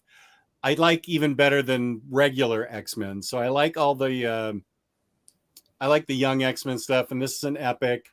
And I'm looking for an excuse to read it because I'm pretty sure I want to buy the new one that just came out, Gen X Volume 2, whatever it is. I've been wanting to read those as well. Oh, White Queen's involved with this, of course. Oh boy, yeah. This is I think this is peak 90s art, but I think it's actually a really good story. And by that I mean, of course, the 90s are famous for great art and no story. Oh, who is that guy? What is going on in this? Yeah, no, I really want to read this.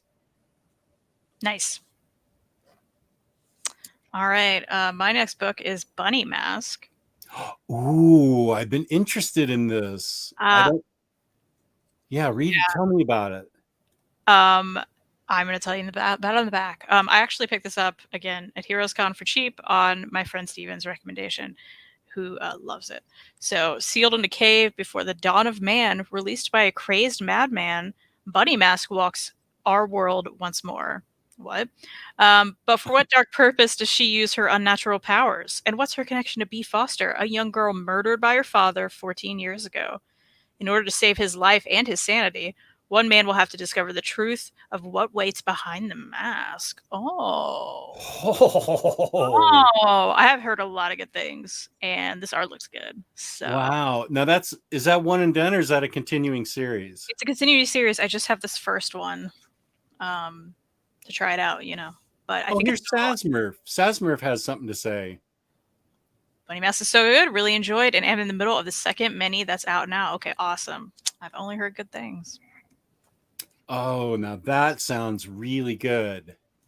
Do you read any Belgian French books? I've read a ton of Asterix Zorp.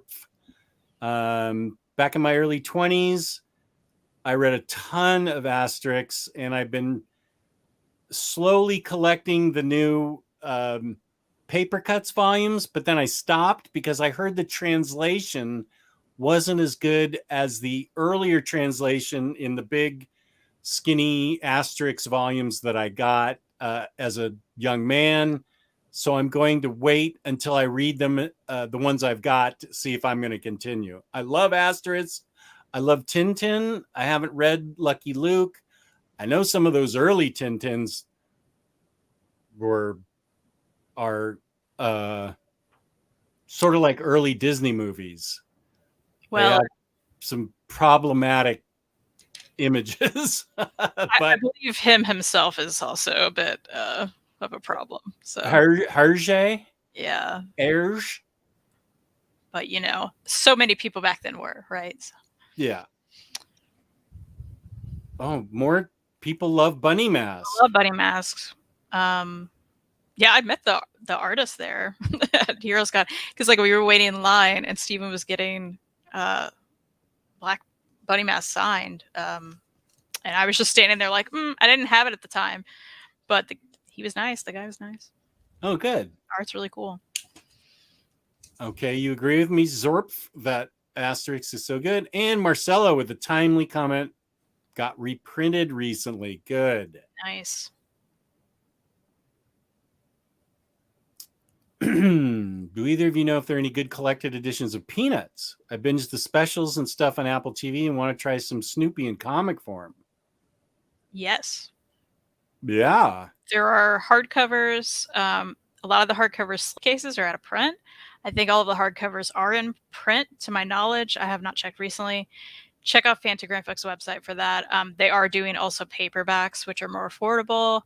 And I don't know if all those are in print or not. I assume they are. And they're in like nice box sets too. And those are also nice. So there's a lot of niceness. Yeah. And it depends on when you grew up reading Peanuts. My time was like, because I read a lot of the early Peanuts from the beginning. So I collected 1950 through 1984, and that's when I stopped. But then the Minister of Comics grew up reading it, and so he liked collecting like 1989 through 2000. So there's if you haven't read any Peanuts, well, to me, the sweet spot was in the 60s. That in the early 70s, I think, was the sweet spot. But then, as I said, the Minister and, Kristen probably grew up reading a different Peanuts than I did. I mean, grew up and loved a different era of Peanuts than I did. But those Fantagraphic books are lovingly put together and really well done. So I'm with Kristen in recommending those. Yeah, and I'd say if you're just interested and you don't know what era and you didn't grow up with it at all, like pick one up, because I started at the beginning and I still really love the early stuff, So I think that's one of those things you can jump into any year you want, or if you want to start at the beginning, you can, and you can see it progress from there, which is also really interesting to see his art progress and the way Charlie Brown was like drawn, and it's cool to see. It really is. Good old Charlie Brown. How I hate him. I haven't, Razor. Were you the one that wrote in to me? I don't remember Razor as being the one that wrote into me about this, but somebody left me a message about how much I like at the drive-in, and that the guys from it did an album called Anti-Mask. I have to be in a particular frame of mind to listen to anything other than ambient music right now, and especially if it's loud and fast. I've got to be, I'm not 20 anymore. It does happen as you get older that my tolerance for noise has been lessened. But if I'll listen to it the next time I'm in a super relaxed, good mood, which is not today because I'm going to bed right after this show because I feel awful. Speaking of good music and bands and noise, my last book. Oh, your last book? My last book. Have I? Wait, 1, 2, 3, 4, 5, 6, 7. Yeah. What the heck? I feel like I have 2 more books, but you do have 2. You have 2 I do have 2? Yeah, I think at some point, like there was like a double up or something. All right. I got confused, but it's okay. The High Desert. This is a graphic memoir by James Spooner. And the little thing right here says Black Punk Nowhere. And all I know is like I heard about this and it looks and sounds awesome, and it sounds like something Reed would love. So I told Reed, we were on a trip, and I saw it. I was like, you have to buy this. And now I took it, and now I want to read it. So teenage James Spooner hates that he and his mom are back in town after years away. The few black kids here seem to be gang banging, and the other kids fall on a spectrum of microaggressors to future neo-Nazis. Oh, God. Mixed race and acutely aware of his blackness, James doesn't know where he fits in until he meets Ty, a young black punk who introduces him to school outsiders, skaters, unhappy young rebels caught up in the punk groundswell sweeping the country. A haircut and a few Sex Pistols, Misfits, and Black Flag records later, and suddenly James has friends, romantic prospects, and knows the difference between a bass and a guitar. But this desolate landscape hides brutal building undercurrents. There we go. A classmate overdoses, and a friend must prove himself to his white supremacist. I'm having such a hard time reading. I'm sorry. To his white supremacist person. Oh, wow. You know what I'm talking about, brother. Those guys. And the local Aryan Brotherhood through a show of violence. And everything and everyone are set to collide at one of the year's biggest shows in town. Where the hell is this set? There's white supremacists and Aryan Brotherhood in this town? I don't want to live there. That's scary. New York. Oh. What's it called? High Desert? That sounds High really Desert. Interesting. Yeah, and the art looks really great.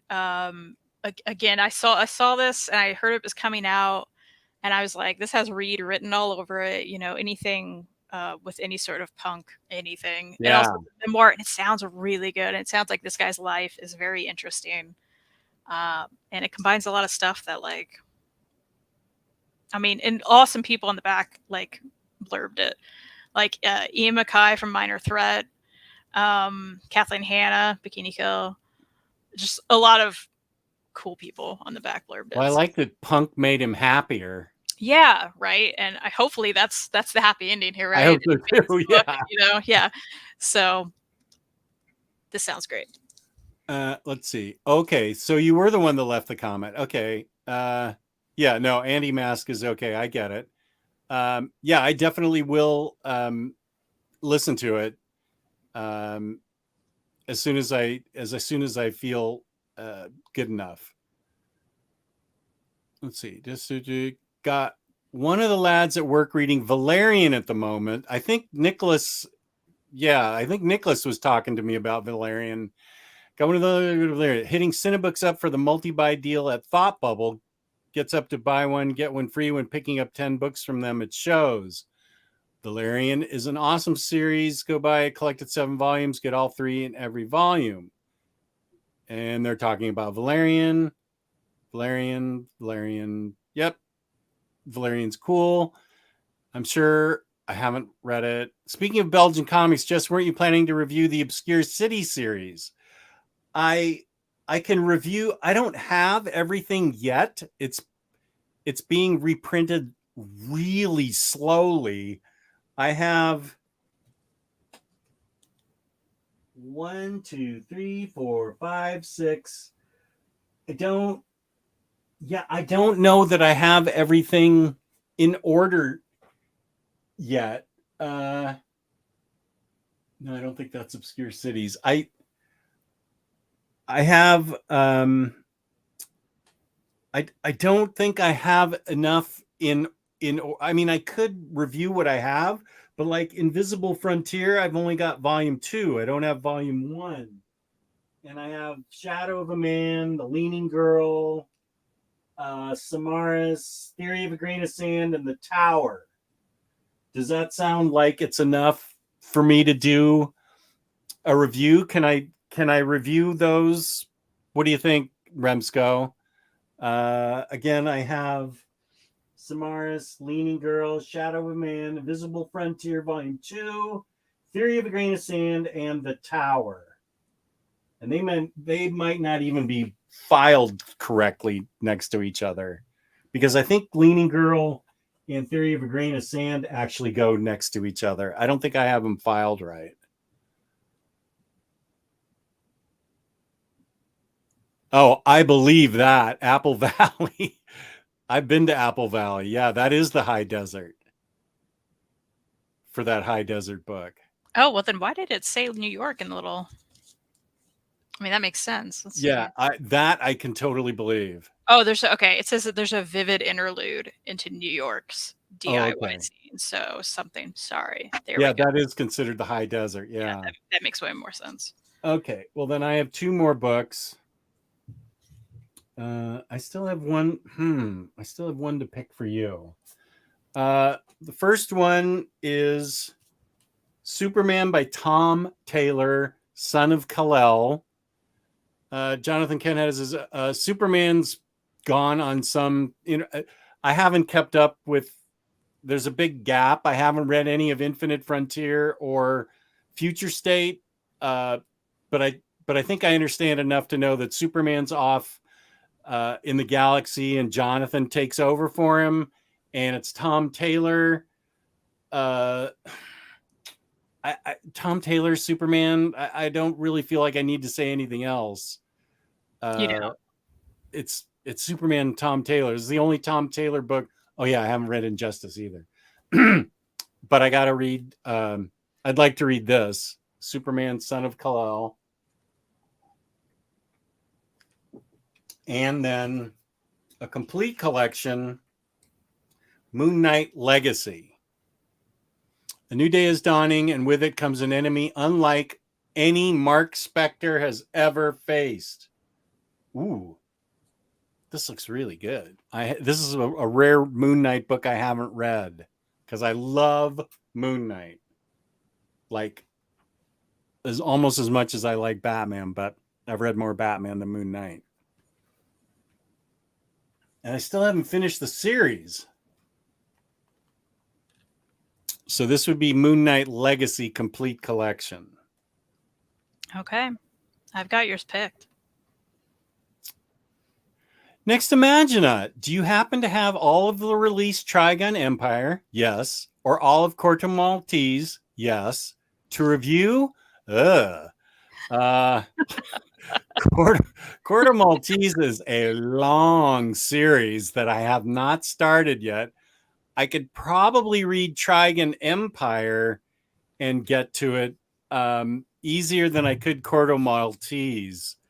Let me write that down with your name, because I have heard people asking about it over the years, and it has come highly recommended. So that's something I can take under advisement, and I could review that. Corto Maltese will be too much of an undertaking, I think, for me right now. As soon as I can get like a big long stretch of good health, then I could consider it. Oh, Zorp has to go. Thanks for tuning in, Zorp. We appreciated having you here. Do either of you use apps to keep track of your collection? Have you ever accidentally bought something twice? The king of buying something twice right here. Sometimes 3 times. What? 3 times? I think you did it 3 times with at least one book. I can recall. That's possible. That's totally possible. Yeah. Okay. I'm not even going to try and defend myself from that. No. Yeah, I have. I've gotten better at it. I'm pretty sure Kristen keeps track through an app. I don't, because I just started one time and it took me forever to get through one shelf. And I thought, I'll just try not to buy so much.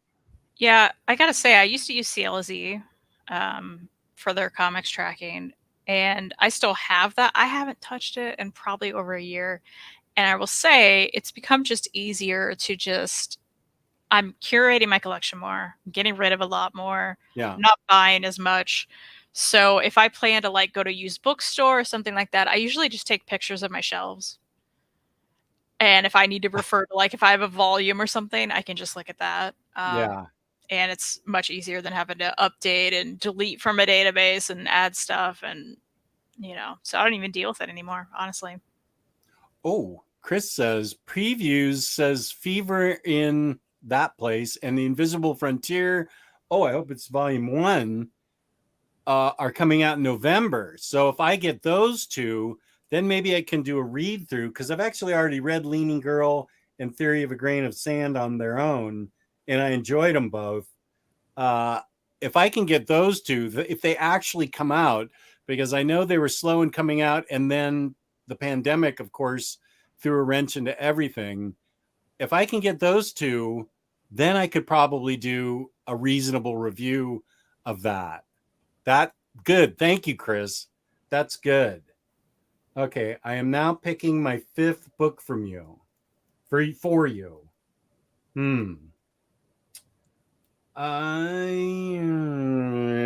Okay. Okay, I picked 5. Okay.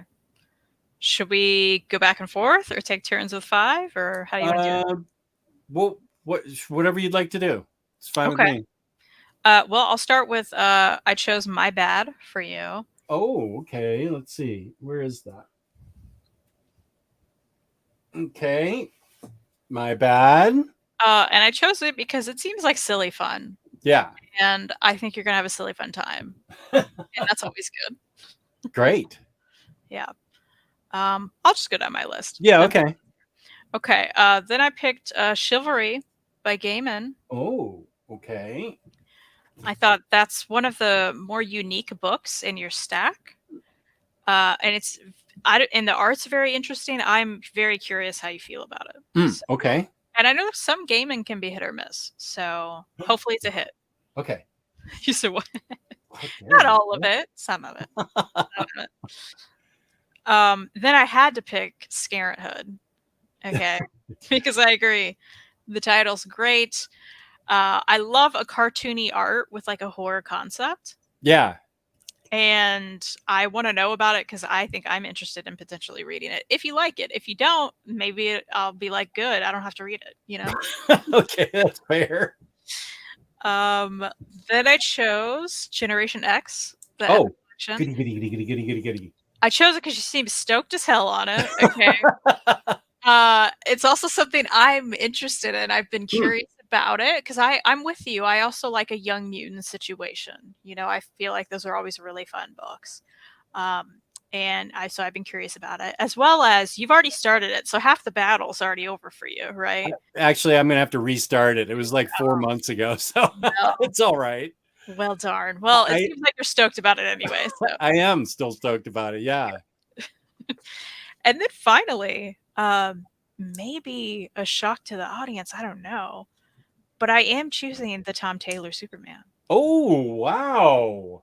A Superman book. Well, and here's why, because that's the son, right? Yeah. That's the one I've been hearing about a lot, right? Mm-hmm. I have been curious if I would enjoy this Superman book.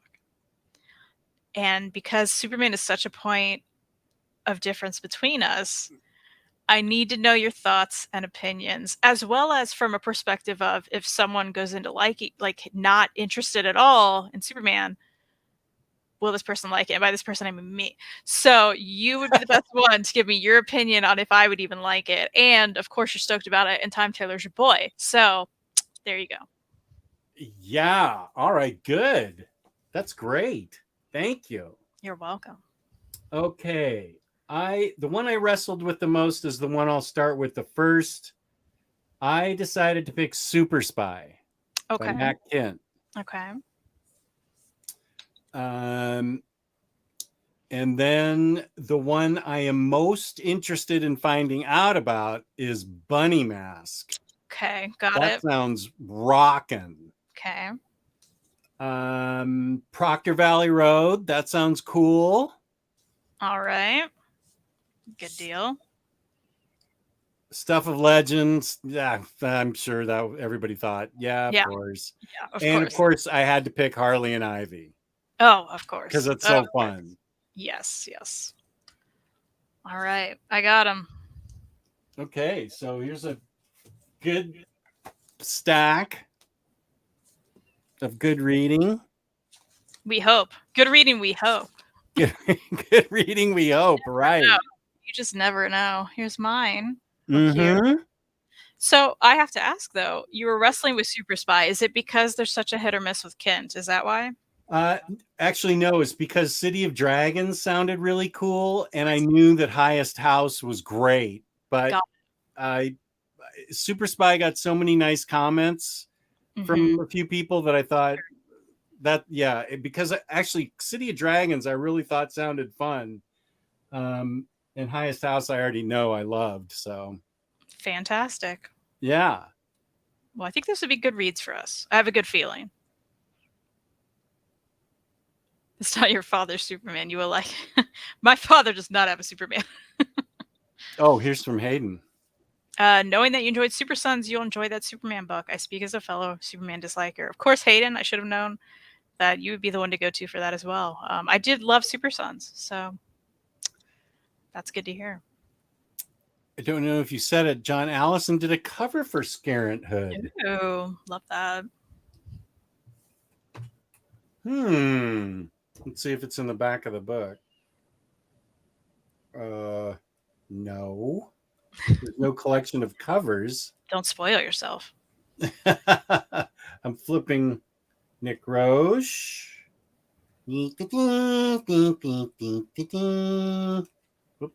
I miss one there? Trying to flip through Nick Roche. Whoop. John McCrae. Nick Roche. Declan Shalvey. Okay, I'll have to read to try and find it. I'm very interested in the review of Scarent-Hood. Super Spy is getting a new hardcover release from Dark Horse in December, and it includes the Lost Dossiers series in it. I am not familiar with that. I'm not either. I will be curious my feelings on this, though, because there's literally been at least one, maybe two Matt Kent books I've started and I haven't been able to finish. And it's like, I'm done. So, very hit or miss. There's other ones I really like. So, but Rick loved it. Maybe I'll love it. We are cheeky rascals. But we're going to wrap up now. Thank you all for tuning in so much. Kristen, where can they find you on the internet? You could find me on my YouTube channel, The Comic Slayer. Our last video was an unboxing. If you enjoy those, my husband Reed and I do videos together. We have a few hauls coming up. We should be dropping something tomorrow. Y'all like hauls, right? So, there's that. And it's Sunday. So yeah, that's pretty much where you can find me next on my channel. I was like, what day is it? I do have an Instagram that I need to get back to, and that's The Comic Slayer. Instagram's hard sometimes. I think you know this, Jess. You feel it. I struggle with how hard it is to post a picture. Yeah, I haven't posted in a while, and I'm like, why? There's a stack right here. Maybe I should just post this. I don't know. So sure. It's there. Check it out if you want. And all of Kristen's various endeavors, including Reed's bookstore, are in the description on clickable highlights. Please go to Organic Priced Books and use the code OmniDog for $2 off. Just a sec. Yeah? Oh, good. What are you doing? What's wrong? Well, why are you hiding?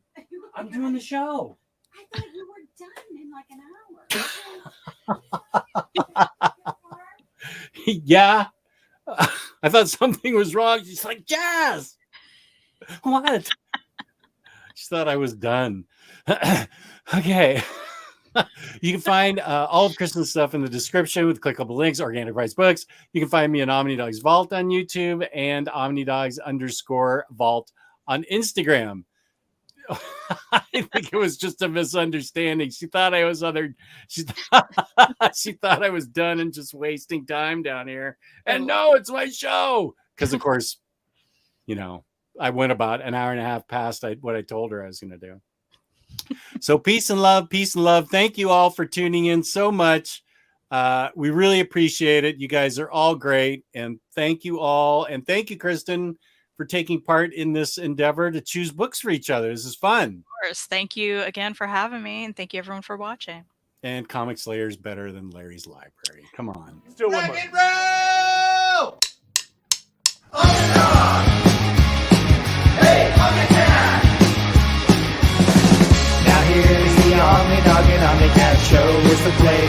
if you'd like to know more about the books that they've read. Kristen likes Lumberjanes and Steve